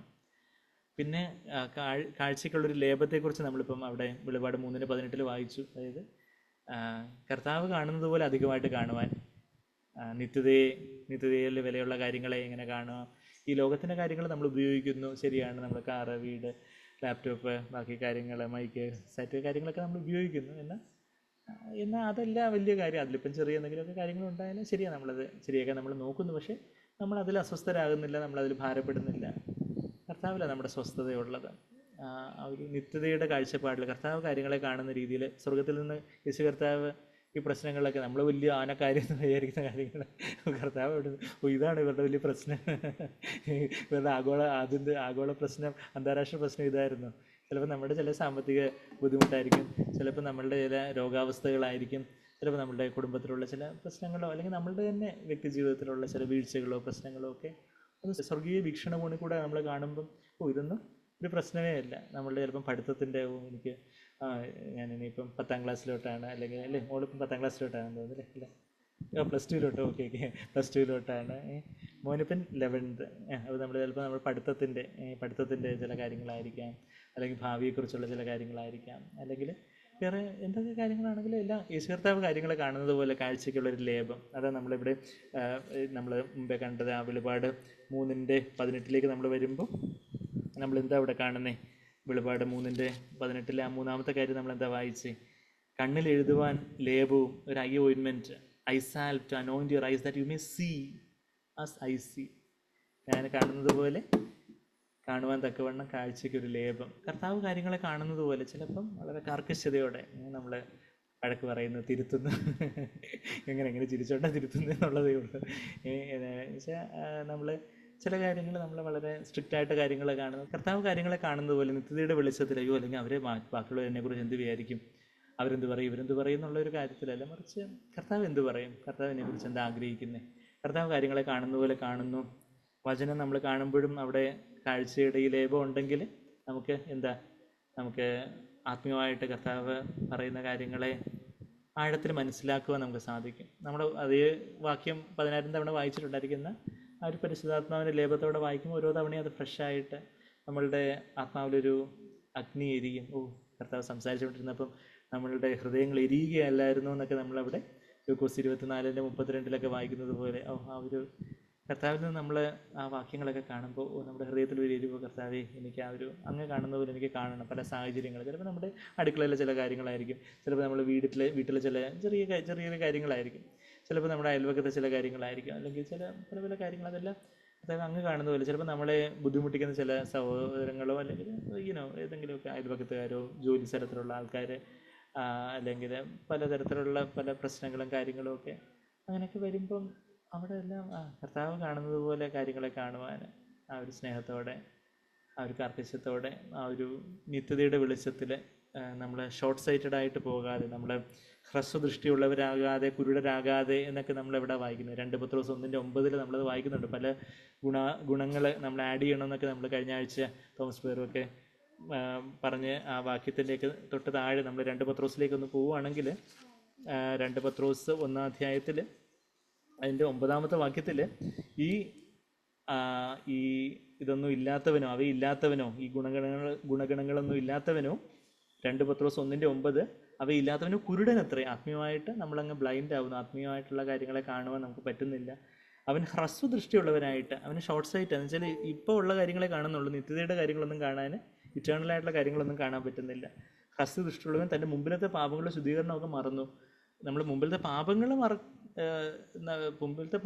മറന്നു എന്നല്ല, പാപങ്ങളുടെ ശുദ്ധീകരണം മറന്നു. മുമ്പിലത്തെ പാപങ്ങൾ നമ്മൾ ഓർത്തിരിക്കേണ്ട കാര്യമില്ല. ഞാൻ അന്ന് വീണുപോയി, 10 വർഷം മുമ്പ് ഞാൻ ഇങ്ങനെ എൻ്റെ ജീവിതത്തിൽ ഒരു വീഴ്ചയുണ്ട്, ആ പാപങ്ങളെ നമ്മൾ ഓർത്തിരിക്കണമെന്ന് ദൈവജനം പറഞ്ഞില്ല. എന്നാൽ അതിൻ്റെ ശുദ്ധീകരണം നമ്മൾ മറന്നുപോയത്. ആ പാപങ്ങളിൽ നിന്നെല്ലാം കർത്താവിനെ കർത്താവിനെ ശുദ്ധീകരിച്ചു. ഡു നോട്ട് ആ പഴയ കാര്യങ്ങൾ നമ്മൾ ഹ്രസ്വദൃഷ്ടി എന്ന് പറയുമ്പം നിത്യതയുള്ള ദൃഷ്ടിയും പോയി, എന്നാൽ മുമ്പ് ഞാൻ ഏത് അവസ്ഥയിലുണ്ടായിരുന്നു എന്നുള്ള ദൃഷ്ടിയും പോയി. ഞാൻ എന്നെ ഏതൊരു അവസ്ഥയിൽ നിന്നാണ് കർത്താവ് എന്നെ രക്ഷിച്ചെടുത്തുകൊണ്ട് വന്നത് എന്നുള്ളൊരു കാര്യവും പോകുന്ന ആ ഒരു ഹ്രസ്വദൃഷ്ടി. അങ്ങനെ ആയിപ്പോയാൽ നമ്മൾ കുരുടനും ഹ്രസ്വദൃഷ്ടിയുള്ളവനായി പോയിട്ട് എന്ത് പറ്റുമെന്നാണ് പറയുന്നത്? ഒരു ഫലമില്ലാത്തവനായി പോവും. അതിൻ്റെ ഉത്സാഹമില്ലാത്ത ഒരു നിഷ്ഫലന്മാരും ആയിരിക്കില്ലെന്നൊക്കെ അതിൻ്റെ തൊട്ട് മുമ്പത്തെ വാക്യത്തിൽ ഫ്രൂട്ട്ലെസ് ആയിട്ട് അതായത് ഒരു അൺഫ്രൂട്ട്ഫുൾ, യൂസ്ലെസ് എന്നൊക്കെയുള്ളൊരു കാര്യം അതിൻ്റെ തൊട്ട് 8ാമത്തെ വാക്യത്തിൽ നമ്മൾ വായിക്കുന്നത്. അപ്പം ആ ഒരു നമ്മളുടെ പ്യൂരിഫിക്കേഷൻ ഫ്രം ഓഫ് ഫോമസ് സിൻസ് ഒന്നും മറക്കാതെ കർത്താവ് നമ്മളെ രക്ഷിച്ച വിധങ്ങളെക്കുറിച്ച്, കർത്താവ് അതിനെക്കുറിച്ചുള്ളൊരു നന്ദിയാൽ എന്നുള്ളം പൊങ്ങുന്നേ എന്ന് നമ്മൾ പാടുമ്പം ശരിക്കും പരിശുദ്ധാത്മാവ് കർത്താവ് നമ്മളെ രക്ഷിച്ചതിനെക്കുറിച്ചുള്ളൊരു നന്ദി നമ്മുടെ ഹൃദയത്തിൽ നിറയ്ക്കും. കർത്താവിനുള്ളൊരു തീക്ഷ്ണമായിട്ടുള്ളൊരു സ്നേഹം, ആ ഒരു പരിശുദ്ധാത്മാവിൻ്റെ അഗ്നി. കർത്താവ് തീയിടാനാണ് വന്നിരിക്കുന്നത്. നമ്മളത് ആ പാട്ടിൽ പാടിയല്ലോ, തീയിടാൻ വന്ന പര. നമ്മളത് എവിടെ വായിക്കുന്നത്? ലൂക്കോസ് 12ാം അധ്യായത്തിലേക്ക് ഒന്ന് വരുവാണെങ്കിൽ അവിടെ കർത്താവ് തീയിടാൻ വന്നൊരു കർത്താവിനെ കുറിച്ച് നമ്മൾ വായിക്കുന്നത്. അതായത് നമ്മളങ്ങനെ ശീതവന്മാരായിട്ട് ഇരുന്ന് നശിച്ചു പോകാൻ, നിഷ്ഫലന്മാരായിട്ട് നമ്മളൊരു ദൈവം നമ്മളെക്കുറിച്ച് ആഗ്രഹിക്കുന്ന ആ പദ്ധതിയിലേക്കൊന്നും ഉയരാതെ നമ്മൾ അങ്ങനെയൊക്കെ ചത്തതിനൊക്കുമേ ജീവിച്ചിരിക്കലും ആ ഒരു അർത്ഥത്തിൽ അങ്ങ് ഇരിക്കാൻ അങ്ങനെ അങ്ങ് വിട്ടുകൊടുക്കുന്ന കർത്താവല്ല. മറിച്ച് ലൂക്കോസ് 12ാം അധ്യായത്തിന് 49ാമത്തെ വാക്യത്തിലേക്ക് വരുമ്പോൾ ഭൂമിയിൽ തീ ഇടുവാൻ ഞാൻ വന്നിരിക്കുന്നു. തീയിടാനാണ് കർത്താവ് വന്നിരിക്കുന്നത്. എന്താ? പരിശുദ്ധാത്മാവിന് തീയിടാൻ. അത് ഇപ്പോഴേ കത്തിയെങ്കിൽ കൊള്ളാമായിരുന്നു. അത് യഥാർത്ഥത്തിൽ എപ്പോഴാണ് അങ്ങ് ശിഷ്യന്മാരുടെ മേലൊക്കെ കത്തുന്നതെന്ന് വെച്ചാൽ പെന്തക്കോസ്ത് നാളിലേ കത്തത്തുള്ളൂ. ഇപ്പോഴേ അങ്ങ് കർത്താവിൽ തീ അങ്ങ് നിറഞ്ഞു കവിഞ്ഞ് നിൽക്കുക. കർത്താവ് കുറച്ച് പരിശുദ്ധാത്മാവിൻ്റെ വരങ്ങളൊക്കെ അവർക്ക് ശിഷ്യന്മാർക്ക് കുറച്ച് ചോട്ട വരങ്ങളൊക്കെ ഒന്ന് കൊടുക്കാൻ പറ്റി. എന്നാൽ ഇപ്പോഴേ ഇവരെല്ലാം അങ്ങ് തീയിനാൽ പിടിക്കപ്പെട്ടാൽ കൊള്ളായിരുന്നു. കർത്താവിൻ്റെ ആഗ്രഹം അതാ.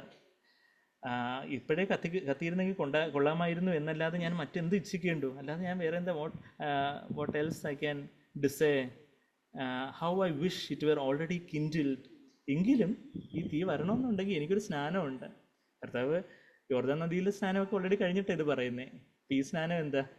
ക്രൂസിലെ ഒരു സ്നാനം. ക്രൂസിലെ കർത്താവിൻ്റെ ദൈവത്തിൻ്റെ ക്രോധാഗ്നിയിൽ എരിഞ്ഞു പോയി ഒരു സ്നാനമുണ്ട്. കർത്താവിൻ്റെ ആ സഫറിങ്സ്, കഷ്ടങ്ങളിലൂടെ കർത്താവ് പിതാവിൻ്റെ ക്രോധാഗ്നിയാൽ എരിഞ്ഞ ഒരു സ്നാനമുണ്ട്, ഏൽക്കുവാനുണ്ട്. അത് കഴിയുമ്പോഴും ഞാൻ എത്ര ഞെരുങ്ങുന്നു. അത് കഴിഞ്ഞാൽ ഞാൻ പുനരുദ്ധാനം ചെയ്യാനും സ്വർഗത്തിലേക്ക് ആരോഹണം ചെയ്ത് ഈ പരിശുദ്ധാത്മാവിൻ്റെ തീയെ അയച്ച് ഇവരെ കത്തിക്കാനൊക്കെ ഉള്ളൂ. ഇപ്പോൾ ഈ പണ്ട് അടുപ്പത്ത് തീ കത്തിക്കുന്ന സഹോദരിമാർ, ഇപ്പോഴത്തേക്ക് പുതിയ സഹോദരിമാർക്കൊന്നും അതിൻ്റെ വലിയ പരിചയം കാണത്തില്ല.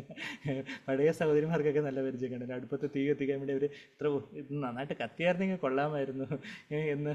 ഇപ്പോൾ നമ്മൾ കരിയിലേക്ക് തീ കത്തിക്കുമ്പോൾ എന്തെങ്കിലും കുറച്ച് മണ്ണെണ്ണയും കൂടെ ഒഴിച്ച് നന്നായിട്ടൊന്ന് കത്തിക്കണം എന്ന് പറയുന്നത് പോലെ കർത്താവ് നമ്മളെ അങ്ങ് യഥാർത്ഥത്തിൽ കത്തിക്കുവാൻ ആഗ്രഹിക്കുന്നൊരു കർത്താവാണ്.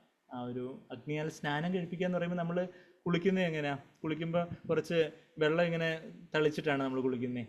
നമ്മളങ്ങ് വെള്ളത്തിൽ ഇങ്ങനെ, നമ്മളാരും പുഴയിൽ പോയി കുളിക്കുന്നവരല്ല, അതുകൊണ്ട് വെള്ളത്തിൽ മുങ്ങുന്നില്ലായിരിക്കും. പക്ഷേ നമ്മൾ ഷവറിൻ്റെ കീഴിലോ അല്ലെങ്കിൽ ബക്കറ്റിൽ നിന്ന് വെള്ളം എടുത്ത് ഒഴിച്ച് നമ്മൾ വെള്ളം നമ്മളിൽ അങ്ങ് സ്നാനം കഴിക്കുക എന്ന് പറഞ്ഞാൽ എന്താ? ബാപ്റ്റൈസ്, ഇമ്മേഴ്സ്, അതിലങ്ങ് മുഴുകുക എന്ന് വെച്ചാൽ ഫുള്ള് നമ്മൾ വെള്ളത്തിൻ്റെ അധീനതയിലേക്ക് അങ്ങ് പോകുന്നു.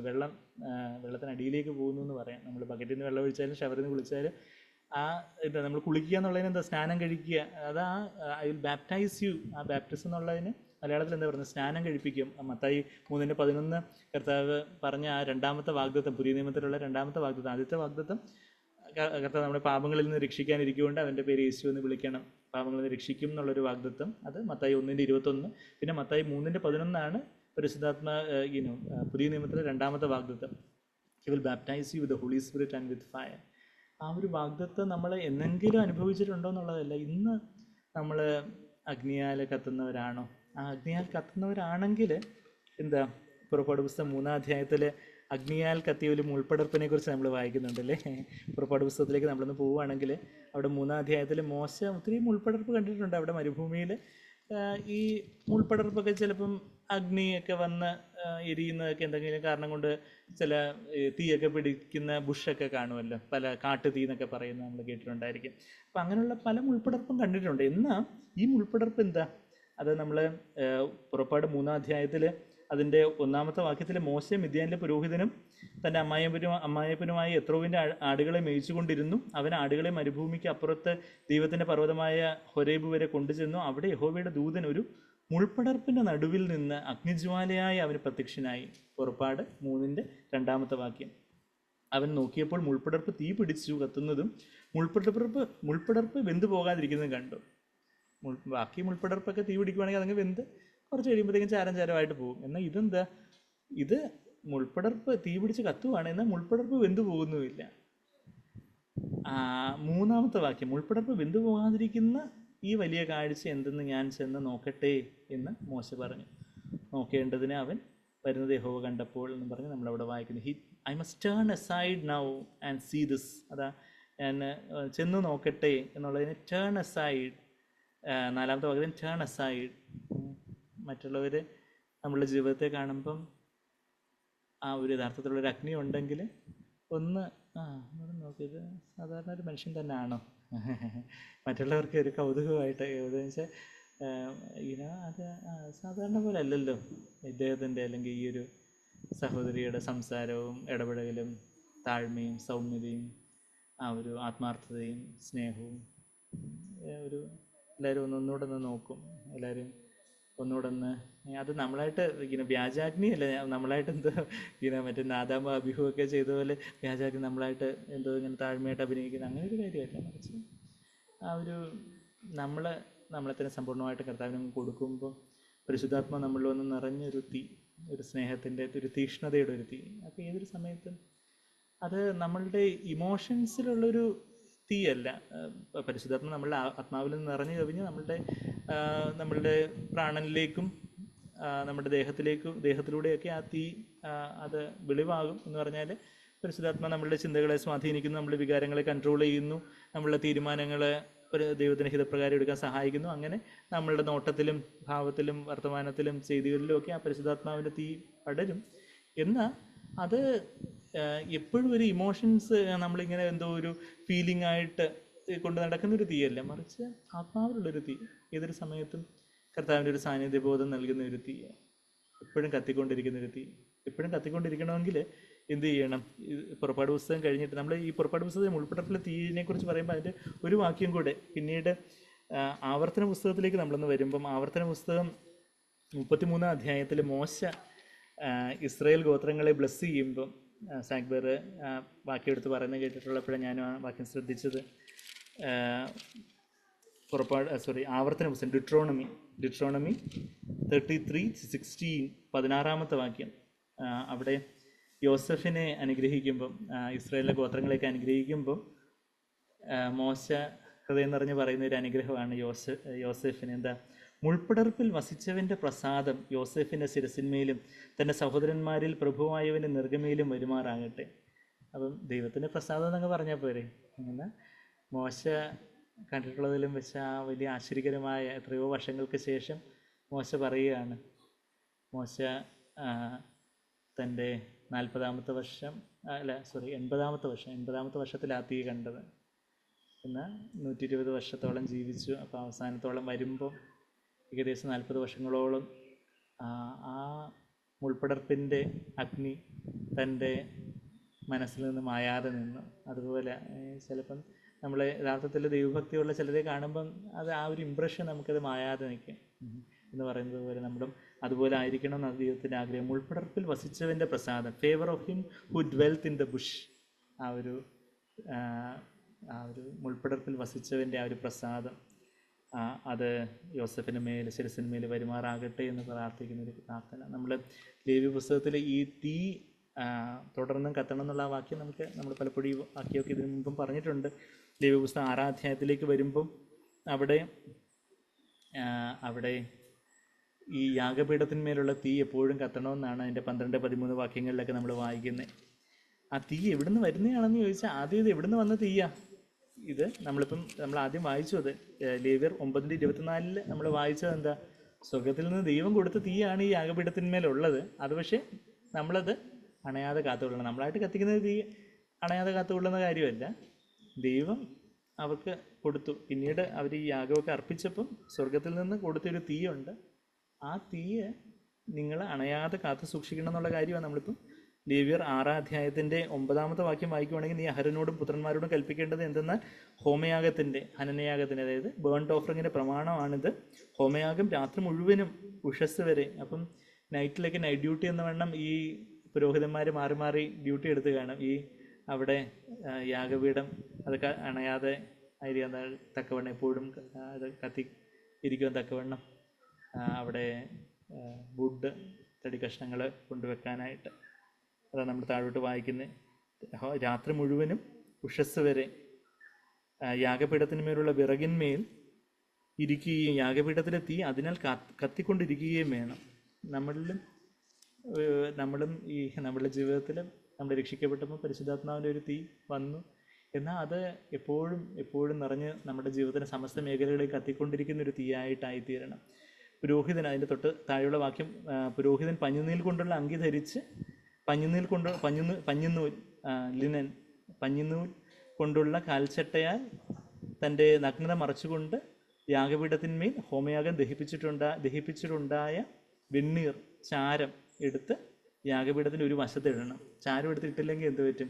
നേരത്തെ കത്തിൻ്റെ ഒരു ബാക്കിയാണ് ഈ ചാരം. ഞാൻ അന്ന് ഇത്ര വലിയ ത്യാഗമൊക്കെ സഹിച്ചു, ഞാൻ ദൈവത്തിന് വേണ്ടി ഇത്ര കഷ്ടപ്പെട്ടു, ഞാൻ വീട്ടിൽ തടങ്കലിലായി, ഞാൻ അത് ചെയ്തു, ദൈവത്തിന് വേണ്ടി ഇത്ര സഹിച്ചു, അത് സഹിച്ചു, ഇത് സഹിച്ചു. പക്ഷെ ഞാൻ ആ ചാരവും കൊണ്ട് ഇപ്പോൾ ഇരിക്കുകയാണെങ്കിൽ ചാരമൊക്കെ ഒരു വശത്ത് ഇടണം.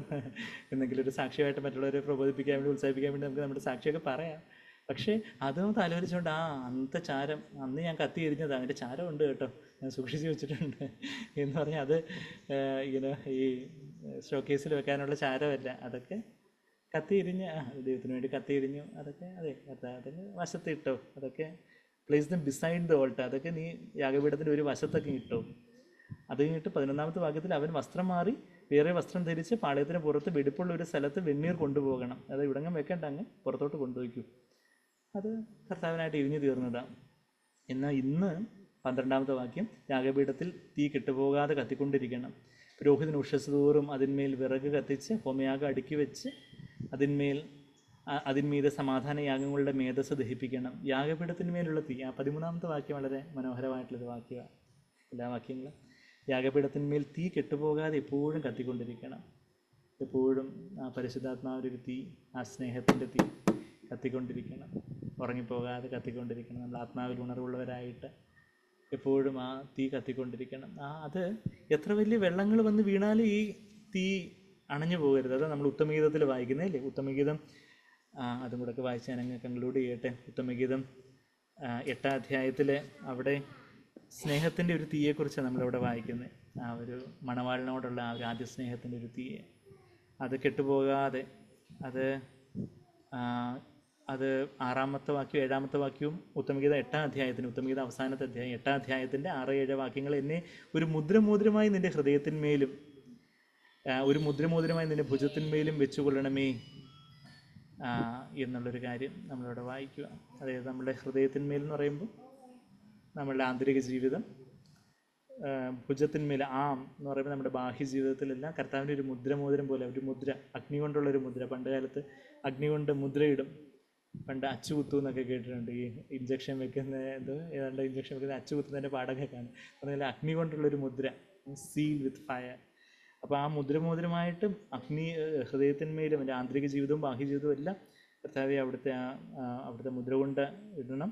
പ്രേമം, കർത്താവിനുള്ള ആ സ്നേഹം മരണം പോലെ ബലമുള്ളതാണ്. മരണം ആരെങ്കിലും വെറുതെ വിടുമോ? എല്ലാവരെയും ഒരു ദിവസത്തിൽ അല്ലെങ്കിൽ മറ്റൊരു ദിവസത്തിൽ കർത്താവ് വരുന്നിടം വരെയും അതുപോലെ ബലമുള്ളൊരു കാര്യം. മരണം വന്നു കഴിഞ്ഞാൽ പിന്നെ അത് ബലമുള്ള കാര്യമോ, പിന്നെ തിരിച്ചു വരവ് കർത്താവ് വിചാരിച്ചാലേ പറ്റത്തുള്ളൂ. പ്രേമം മരണം പോലെ ബലമുള്ളതാകുന്നു. പത്നീവ്രത ശങ്ക എന്നൊക്കെ പറയുമ്പോൾ നമുക്ക് പെട്ടെന്ന് പേടിയാവും. എന്ത് വാക്കാ പത്നീവ്രത ശങ്ക? അത് ജലസി എന്നാണ് ഇംഗ്ലീഷിൽ ട്രാൻസ്ലേറ്റ് ചെയ്യുന്നത്.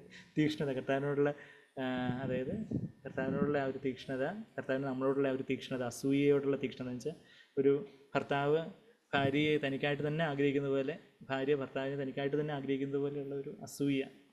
അത് പാതാളം പോലെ കടുപ്പമുള്ളതാകുന്നു. അതുപോലെ ബലമുള്ള ഒരു കാര്യമാണ്. ഏറിയ വെള്ളങ്ങൾ, അതാ 7-ാമത്തെ വാക്യം, ഏറിയ വെള്ളങ്ങൾ പ്രേമത്തെ കെടുത്തുവാൻ പോരാ. ഒത്തിരി പ്രതികൂലങ്ങളോ പ്രതിസന്ധികളോ, ഇപ്പം ഞങ്ങളുടെ വിവാഹത്തിൻ്റെ കാര്യത്തിലൊക്കെ ആയിരുന്നു അല്ലേ, ഒത്തിരി വെള്ളങ്ങളുണ്ടായിരുന്നു.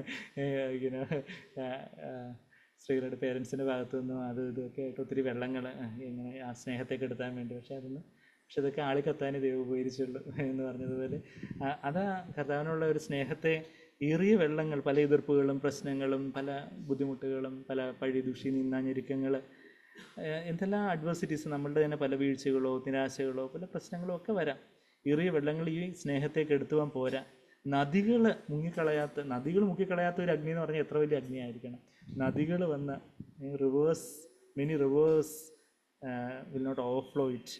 അതാ ഒരുത്തൻ തൻ്റെ ഗൃഹത്തിലുള്ള സർവ്വസമ്പത്തും പ്രേമത്തിന് വേണ്ടി കൊടുത്താലും അവനെ നിന്ദിച്ചു കളയും. അതിലും എല്ലാ സകല സമ്പത്തേക്കാട്ടിലും വലിയതായിട്ടുള്ള ആ ഒരു കർത്താവിനുള്ള ഒരു സ്നേഹത്തിൻ്റെ ഒരു തീ, അത് നമ്മളിൽ യഥാർത്ഥത്തിൽ നമ്മൾ എന്തെങ്കിലും ഒരു സന്ദേശം കേൾക്കുമ്പോൾ ഉള്ളൊരു ദൈവമേ എന്നുള്ളൊരു അതിനേക്കാട്ടിലുപരി ആഴത്തിലൊരു കർത്താവ് എപ്പോഴും എൻ്റെ ജീവിതത്തിലൊരു തീ എപ്പോഴും കത്തിക്കൊണ്ടിരിക്കാൻ തക്കവണ്ണം എപ്പോഴും അവിടത്തേക്ക് വേണ്ടി പൂർണ്ണമായിട്ടുള്ളൊരു തീക്ഷ്ണതയോടുകൂടി. ബാക്കി അനേകരുടെ സ്നേഹം തണുത്തു പോകട്ടെ. നമ്മളുടെ അവസാന കാലത്തേക്ക് വരുമ്പം എന്താ പറ്റുന്നത്? അനേകരുടെ തീ കെട്ടുപോകും, തണുത്ത് പോകും എന്നുള്ള കാര്യം മത്തായി 24 നമ്മൾ വായിക്കുന്നത്. മത്തായി 24 കൂടെ വന്ന് നമുക്കങ്ങ് കൺക്ലൂഡ് ചെയ്യാൻ നോക്കാം. മത്തായി 24 12-13 വാക്യങ്ങളിൽ അനേകരുടെ സ്നേഹം, അതാ 12ാമത്തെ വാക്യം, മത്തായി 24:12 അധർമ്മം പെരുകുന്നത് കൊണ്ട് ഒത്തിരി പാപങ്ങൾ, പ്രശ്നങ്ങൾ, അങ്ങനെ പ്രശ്നകലുഷിതമായിട്ടുള്ള അന്തരീക്ഷമൊക്കെ അനേകരുടെ സ്നേഹം എന്ന് പറയുമ്പോൾ സ്നേഹം ആർക്കും യഥാർത്ഥത്തിലുള്ളൂ? ദൈവമക്കൾക്ക്, ദൈവവചനപ്രകാരമുള്ള സ്നേഹം ദൈവമക്കൾക്കേ ഉള്ളൂ. അപ്പോൾ അനേകരുടെ സ്നേഹം തണുത്തു പോകുമെന്ന് പറയുമ്പോൾ അവിശ്വാസികളുടെ സ്നേഹം തണുത്തു പോകുന്നതിനെ കുറിച്ചൊന്നും അല്ല പറഞ്ഞാൽ. അവർ ദൈവവചനപ്രകാരം അവർക്ക് സ്നേഹമൊന്നുമില്ല. പിന്നെ ഈ വിശ്വാസികളുടെ സ്നേഹം തണുത്തു പോകുന്ന, അനേകരുടെ സ്നേഹം തണുത്തു പോകും. Love of many. ഒരു പേര് എന്ന് പറയുമ്പോൾ ഞാൻ അതിലൊന്നും പെടത്തില്ല എന്നല്ല നമ്മൾ ചിന്തിക്കേണ്ട. കർത്താവേ, ഞാനും ഒരു നന്മയില്ലാത്ത ജഡമുള്ളവനാ കർത്താവേ, എൻ്റെ സ്നേഹം തണുത്തു പോകാൻ, അങ്ങയോടുള്ള സ്നേഹം, പരസ്പര സഹോദരങ്ങളോടുള്ള സ്നേഹമൊക്കെ തണുത്തു പോകാനുള്ളൊരു സാധ്യതയുണ്ട്. കർത്താവേ, അത് ഊതി കത്തിക്കണമേ. കർത്താവേ, കിൻഡിൽ ഫ്രഷ് ചെയ്യുവാൻ എന്നെ സഹായിക്കണമേ എന്നുള്ളൊരു പ്രാർത്ഥന. അതാ അനേകരുടെ സ്നേഹം തണുത്തു പോവും, എന്നാൽ അവസാനത്തോളം സഹിച്ചു നിൽക്കുന്ന പറയുമ്പോൾ ഈ സ്നേഹത്തിൽ തന്നെ നിലനിൽക്കുന്നവനാണ്, അവനാണ് യഥാർത്ഥത്തിലുള്ള ആ പരിപൂർണ രക്ഷയിലേക്ക് അവനാണ് എത്തുന്നത്. അവസാനത്തോളം കർത്താവിന് വേണ്ടി, കർത്താവിനോടുള്ള സ്നേഹത്തിൽ, നമ്മളുടെ സഹോദരങ്ങളോടുള്ള സ്നേഹത്തിൽ, അവിശ്വാസികളോടുള്ള സ്നേഹത്തിലൊക്കെ നമ്മളൊരു തണുപ്പ് വന്നിട്ടുണ്ടോ? അതോ ആ ഒരു തീക്ഷ്ണമായിട്ടുള്ളൊരു സ്നേഹവും കർത്താവിനുള്ളൊരു ആദ്യ സ്നേഹം, ആ ഒരു ബെസ്റ്റ് ലവ്, ആ ഒരു ആദ്യ സ്നേഹം എന്നുള്ള വാക്ക് പ്രോട്ടോസ് ലവ്, പ്രോട്ടോസ് എന്ന് പറഞ്ഞൊരു ഗ്രീക്ക് പദമാണ് ഗ്രീക്കിൽ ഉപയോഗിച്ചിരിക്കുന്നത്. അവിടെ ആ ആദ്യ സ്നേഹം വിട്ടുപോയി എന്ന് വെളിപാട് 2:4 പറയും. അവിടെ പ്രോട്ടോസ് എന്നുള്ള വാക്ക് ആദ്യം എന്നുള്ളൊരു അർത്ഥത്തിലെടുക്കാം. പിന്നെ best, principal love, best love എന്നൊക്കെ പറയാവുന്നൊരു വാക്യമാണ്. കഴിഞ്ഞ ദിവസം ജോജിബിൻ്റെ ഒരു മെസ്സേജിൽ അതേ പ്രോട്ടോസ് എന്നുള്ള വാക്ക് തന്നെയാണ് മുടിയനായ പുത്രൻ്റെ ഉപമയിലെ ലൂക്കോസ് 15 മേൽത്തരമായ അങ്കി കൊടുക്കുമെന്ന് പറയുമ്പോൾ ആ മേൽത്തരം എന്നുള്ളത് ഈ പ്രോട്ടോസ് എന്നുള്ള വാക്ക് തന്നെ. അവിടെ മേൽത്തരമായ സ്നേഹം എന്ന് അപ്പോൾ നമുക്ക് ട്രാൻസ്ലേറ്റ് ചെയ്യാം. ബെസ്റ്റ് ലവ്, ആദ്യ സ്നേഹം എന്ന് പറയുമ്പോൾ ആ ഒരു എല്ലാത്തിലും മേൽത്തരമായിട്ടുള്ള, എല്ലാത്തിനും മേലെ നമ്മുടെ ജീവിതത്തിൽ ഏറ്റവും അധികം നമ്മൾ കർത്താവിനെ സ്നേഹിച്ച ആ സ്നേഹം, അത് ഒരുപക്ഷെ കർത്താവിലേക്ക് വന്ന സമയത്തായിരിക്കാം, അല്ലെങ്കിൽ കുറച്ചുകൂടെ കഴിഞ്ഞിട്ടുള്ള നാളുകളിൽ ആയിരിക്കാം. എപ്പോഴാണോ നമ്മൾ ആ കർത്താവിനുള്ള സ്നേഹത്തിൻ്റെ തീക്ഷ്ണതയുടെ പീക്കിലെത്തിയിരുന്നത്, ആ ഒരു പീക്കിലാണോ നമ്മളിപ്പോൾ? അതോ നമ്മൾ കുറച്ചൊക്കെ താഴോട്ട് പോയോ? നമ്മൾ ശീതവാനായിട്ട് പോയി കാണത്തില്ല, എന്നാൽ ശീതോഷ്ണവാനായിട്ടിരിക്കുവാണോ? നമ്മൾ ഉഷ്ണവാനായി തീർന്നിട്ടുണ്ടോ? ഉഷ്ണവാനായിട്ട് തീരുവാനായിട്ട് കർത്താവ് തീയിടാനായിട്ട്, കർത്താവ് ഭൂമിയിലാകുമ്പോൾ തന്നെ I wish it were already kindled. കർത്താവ് ഇപ്പം തന്നെ തീ കത്തിയിരുന്നെങ്കിൽ കൊള്ളായിരുന്നു. പക്ഷേ എനിക്ക് ഒരു സ്നാനമുണ്ട്, ക്രൂസിൽ പിതാവിൻ്റെ ക്രോധാഗ്നിയിലുള്ള ഒരു സ്നാനമുണ്ട്. അത് കഴിഞ്ഞിട്ട് പരിശുദ്ധാത്മാവിൻ്റെ അഗ്നി ഈ ഭൂമിയിലേക്ക് നിങ്ങളെയൊക്കെ തീയിടാൻ പറ്റത്തുള്ളൂ. പക്ഷെ ഞാൻ തീയിടാൻ വേണ്ടിയാണ് വന്നിരിക്കുന്നത്. കർത്താവ് ചിലർ പറയത്തില്ല, ഞാൻ ചിലരുടെ ക്രോധാഗ്നി എന്നൊക്കെ പറഞ്ഞതുപോലെ കർത്താവിൻ്റെ ആ ഒരു സ്നേഹാഗ്നി, ഈ സ്നേഹത്തിൻ്റെ അഗ്നി കൊണ്ട് നിങ്ങളെല്ലാവരും അങ്ങ് ദഹിപ്പിക്കണമെന്നാണ്. സ്നേഹമാ നിന്നെ കണ്ടവൻ പിന്നെ സ്നേഹിക്കാതെ ജീവിക്കുമോ, ദഹിപ്പിക്കണം എന്നെ ശേഷം സ്നേഹം നൽകണം എൻ പ്രഭു നമ്മൾ പാടുന്ന പോലെ ആ കർത്താവിൻ്റെ ആ സ്നേഹത്താൽ നമ്മൾ ദഹിപ്പിക്കപ്പെടട്ടെ. കർത്താവ് നമുക്ക് വേണ്ടി തന്നെ സമ്പൂർണ്ണമായിട്ടും തന്നു. അതിന് പ്രത്യുപകാരമായിട്ട് നമുക്ക് എന്താ കൊടുക്കാനുള്ളത്? ഒന്നുമില്ല. നമ്മളെ തന്നെ സമ്പൂർണ്ണമായിട്ടും കർത്താവിൻ്റെ സ്വയജീവനെ അങ്ങനെ നമ്മൾ സമ്പൂർണ്ണമായിട്ടും കൊടുക്കുമ്പോൾ പരിശുദ്ധാത്മാവ് നമ്മളിലെ തീയിടും. കർത്താവ് നമ്മളെ തീയാൽ സ്നാനം കഴിപ്പിക്കും, തീയാൽ അങ്ങ് മൂടും. ആ പരിശുദ്ധാത്മാവിൻ്റെ ശക്തി നമ്മളെ ധരിക്കും. അത് അകത്തൊരു തീയിൽ ഊതിക്കഴിച്ച പൊന്നായിട്ടുള്ള കർത്താവിൻ്റെ ദിവ്യ സ്വഭാവം, ആന്തരികമായിട്ടുള്ള കർത്താവിൻ്റെ സ്വഭാവം വേറെ ആരും കാണുന്നില്ലെങ്കിൽ നമ്മളുടെ ഉള്ളിലുള്ള സ്നേഹത്തിൻ്റെ വിശുദ്ധിയുടെ ഒരു തീയുണ്ട്. പിന്നെ മറ്റുള്ളവരിലേക്ക് നിറഞ്ഞു കവിഞ്ഞ് ഒഴുകുന്ന ഒരു വെള്ളയുടുപ്പിൻ്റെ ഒരു തീയുണ്ട്. പിന്നെ നമ്മുടെ കാഴ്ചയില്ല, അഗ്നിമയമായ കണ്ണുകളുള്ളവനാണ് കർത്താവിനെ കുറിച്ച് ആ വെളിപാട് 1 വായിക്കുന്നത്. കർത്താവിൻ്റെ സ്നേഹത്തിൻ്റെ അഗ്നിയും കാരുണ്യത്തിൻ്റെ അഗ്നിയുമുണ്ട്, കാർക്കശ്യത്തിൻ്റെ അഗ്നിയുമുണ്ട്. അങ്ങനെയുള്ളൊരു തീ, കർത്താവ് കാണുന്നത് പോലെ കാര്യങ്ങളെ കാണുവാനുള്ളൊരു തീ. അത് മുൾപ്പടർപ്പിനെ ദഹിപ്പിക്കാത്തൊരു തീ എന്ന് പറഞ്ഞതുപോലെ നമ്മളിലുള്ള വേണ്ടാത്ത കാര്യങ്ങളെയൊക്കെ, ആ മുൾപ്പടർപ്പിൽ എന്തെങ്കിലും കീടങ്ങളോ ഒക്കെ ഉണ്ടായിരുന്നെങ്കിൽ ആ തീയും ദഹിപ്പിച്ച് കളയും.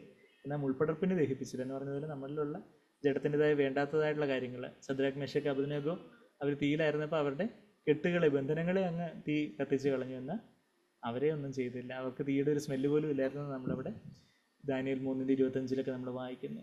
അപ്പോൾ നമ്മളെയും നമ്മളുടെ ബന്ധനങ്ങളെ, നമ്മുടെ പാപബന്ധനങ്ങളെ, നമ്മുടെ ചില അഡിക്ഷൻസ്, നമ്മുടെ ചില സ്വഭാവങ്ങൾ, നമ്മളുടെ ചില രീതികൾ, നമ്മളുടേതായ ചില സ്വയത്തിൻ്റെതായ പല ബന്ധനങ്ങളെയൊക്കെ ഈ തീ അങ്ങ് അധികമായിട്ട് അഴിച്ചു കളയും. നമ്മൾ സ്വതന്ത്രരായിത്തീരും.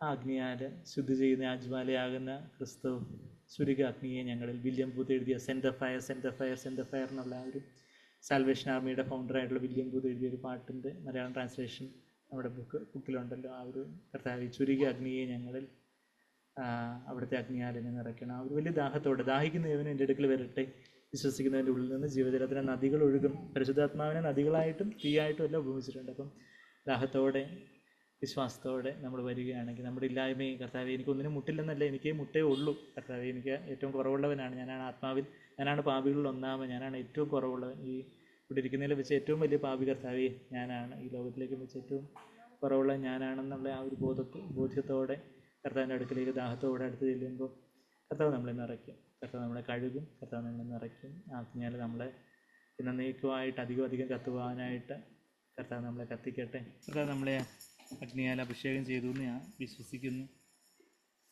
എന്നാൽ അധികമായിട്ട് കർത്താവെ ആളിപ്പടരുന്നൊരു അഗ്നി ഇതുവരെ ഞാൻ അനുഭവിച്ചിട്ടില്ലാത്ത തരത്തിൽ അധികമായിട്ടുള്ളൊരു അഗ്നിയാലുള്ളൊരു അഭിഷേകം അത് പിന്നിൽ ചൊരിയണമേ എന്നുള്ളൊരു വലിയ പ്രാർത്ഥനയോടെ ദാഹത്തോടെ ഭൂമിയിൽ തീയിടാനായിട്ട് ഞാൻ വന്നിരിക്കുന്നു. അത് കത്തിയിരുന്നെങ്കിൽ എത്ര നന്നായിരുന്നു. കർത്താവിൻ്റെ ആ ഒരു ദാഹം, തന്നിൽ ഉള്ള ആ തീ, കർത്താവിൽ ഏറ്റവും അധികം അഭിഷിക്തനായിട്ട്, ഏറ്റവും അധികം അഗ്നിയുള്ളവനായിട്ട് ഈ ഭൂമിയിൽ നടന്നവൻ നമ്മുടെ കർത്താവായ യേശു കർത്താവ്. അപ്പോൾ ആ കർത്താവിൻ്റെ ആ തീ അങ്ങ് ആളിപ്പടരണം എന്നുള്ള വലിയൊരു ദാഹം, ഈ തീക്ഷ്ണതയും സ്നേഹവും, ഈ ആ ഒരു ഹോൾ ഹാർട്ടഡ്നെസ്, പൂർണ്ണഹൃദയത്തോടെയുള്ള ആ ഒരു പിതാവിനെ സ്നേഹിക്കുന്ന ആ സ്നേഹത്തിൻ്റെ തീ, ആ ലോകമൈത്വത്തിനെതിരെയുള്ള ആ തീ അങ്ങ് ആളിപ്പടരണമെന്ന് വലിയ ആഗ്രഹത്തോടെ എന്നാൽ എനിക്കൊരു സ്നാനമുണ്ട്. ക്രൂശിലുള്ള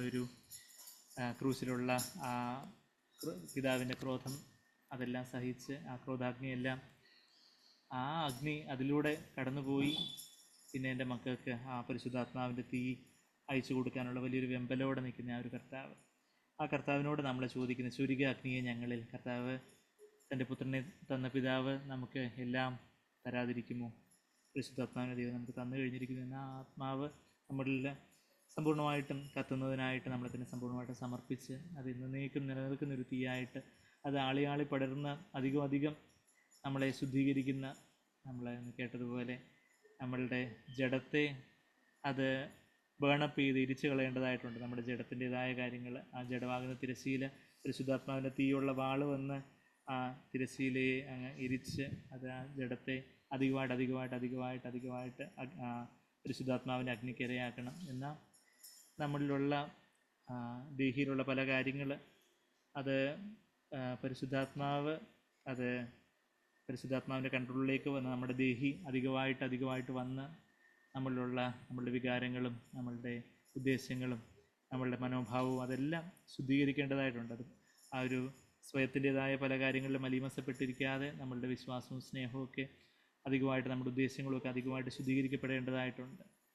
ആ പരിശുദ്ധാത്മാവിൻ്റെ തീ അതിനായിട്ടുള്ള വലിയൊരു പ്രാർത്ഥനയോടെ ദാഹത്തോടെ നമുക്ക് അതൊരു ഫ്രഷ് സോങ്ങായിട്ട്, ഒരു ന്യൂ സോങ്ങായിട്ട് ആ ഒരു വില്യം ബൂത്ത് എഴുതിയ, നൂറ്റാണ്ടുകൾക്ക് മുമ്പ് വില്യം ബൂത്ത് എന്ന് പറഞ്ഞൊരു ദൈവമനുഷ്യൻ എഴുതിയ ആ ഒരു സെൻഡ് ദ ഫയർ എന്നുള്ളതിൻ്റെ ആ ഒരു മലയാളം ട്രാൻസ്ലേഷൻ നമ്മളത് ആ ഒരു സമർപ്പണത്തോടെ നമുക്ക് പാടാം.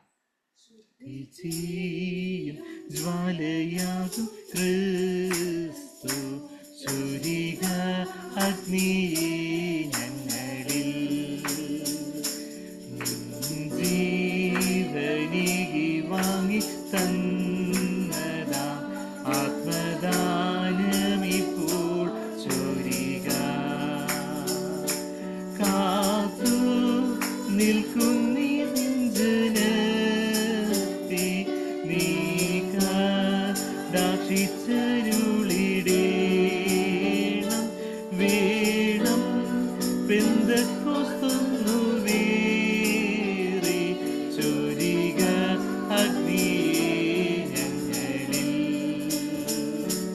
ഏലിയാവിൻ ദൈവമേ കേൾക്കുക, ചൊരിക അഗ്നി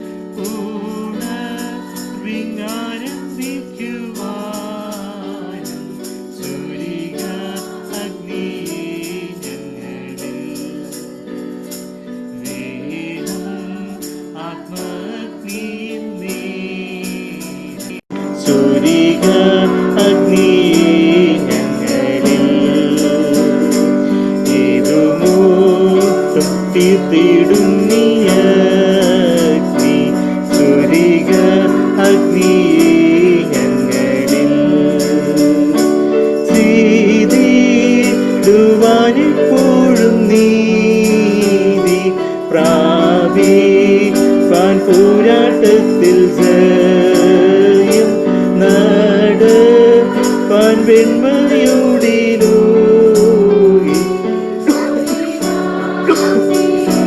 ഞങ്ങളിൽ ശക്തിധൈര്യം ഞങ്ങൾക്കുള്ളിലേക ചൊരിക അഗ്നിയെ ഞങ്ങളിൽ നശിക്കും ലോകത്തെ രക്ഷിച്ചിടാൻ ചൊരിക അഗ്നിയെ ഞങ്ങളിൽ ജീവനും സർവസ്വവും ഞങ്ങൾ മുറ്റുമായർപ്പിക്കുന്നീ നേരം ഏൽക്ക പ്രസാദമുടിയാകും ചൊരിക അഗ്നിയെ ഞങ്ങളിൽ. അതെ കർത്താവേ, അവിടുത്തെ അഗ്നിയാൽ ഞങ്ങൾ നിറക്കണമെന്ന് ഞങ്ങൾ പ്രാർത്ഥിക്കുന്നു. അതിപ്പോൾ കർത്താവെ ഉള്ളൊരു ഇമോഷണലായിട്ടുള്ളൊരു ഫീലിങ്ങിൽ മാത്രം ഒതുങ്ങി നിൽക്കാതെ കർത്താവെ ആഴത്തിലുള്ള ഒരു സമർപ്പണം, ജീവനും സർവസ്വവും ഞങ്ങൾ മുറ്റുമായിട്ട് അർപ്പിക്കുന്ന ഈ നേരം അവിടുന്ന് ഈ പ്രസാദത്തോടെ യാഗം ഏറ്റെടുത്ത് അവിടുത്തെ അഗ്നിയെ ഞങ്ങളിൽ ചുരുക്കി ഞങ്ങൾ പാടിയതുപോലെ കർത്താവെ ഞങ്ങളത്തിന് സമ്പൂർണ്ണമായിട്ട് ഞങ്ങളുടെ സ്വയജീവനെ ആ സ്വയജീവനാകുന്ന വിറകുകൾ, പല മേഖലകളിലുള്ള വിറകുകൾ അവിടുന്ന് കാണിച്ചു തരുമ്പോൾ ഞങ്ങളുടെ ചിന്തകളിലും വാക്കുകളിലും പ്രവൃത്തികളിലുമൊക്കെ ഞങ്ങളുടെ മനോഭാവങ്ങളിലും കർത്താവെ ഞങ്ങളുടെ പലവിധ മേഖലകളിൽ ഞങ്ങളുടെ പണം കൈകാര്യം ചെയ്യുന്ന വിധമാകട്ടെ, ഞങ്ങളുടെ സമയം കൈകാര്യം ചെയ്യുന്ന വിധമാകട്ടെ, ഞങ്ങളുടെ സംസാരത്തിലുള്ള പല കാര്യങ്ങളാവട്ടെ, അവിടെയൊക്കെ പല വിറകുകൾ കാണുമ്പോൾ കർത്താവെ അവിടെയൊക്കെ സ്വന്തം ജീവനെ കാണുമ്പോൾ അവിടെല്ലാം അത് സമർപ്പിക്കുവാൻ കർത്താവെ ആ പുരോഹിതന്മാർ അവർ രാപകലില്ലാതെ അവരാലയത്തിൽ അവർ ശുശ്രൂഷിക്കുന്നവരായിട്ട് എപ്പോഴും അഗ്നി എരിയുവാൻ തക്കവണ്ണം രാജകീയ പുരോഹിത വർഗമായിട്ട് ഞങ്ങളെ വിളിച്ചിരിക്കുന്നവർക്ക് ഞങ്ങളങ്ങനെ സ്തുതിക്കുന്നു കർത്താവെ.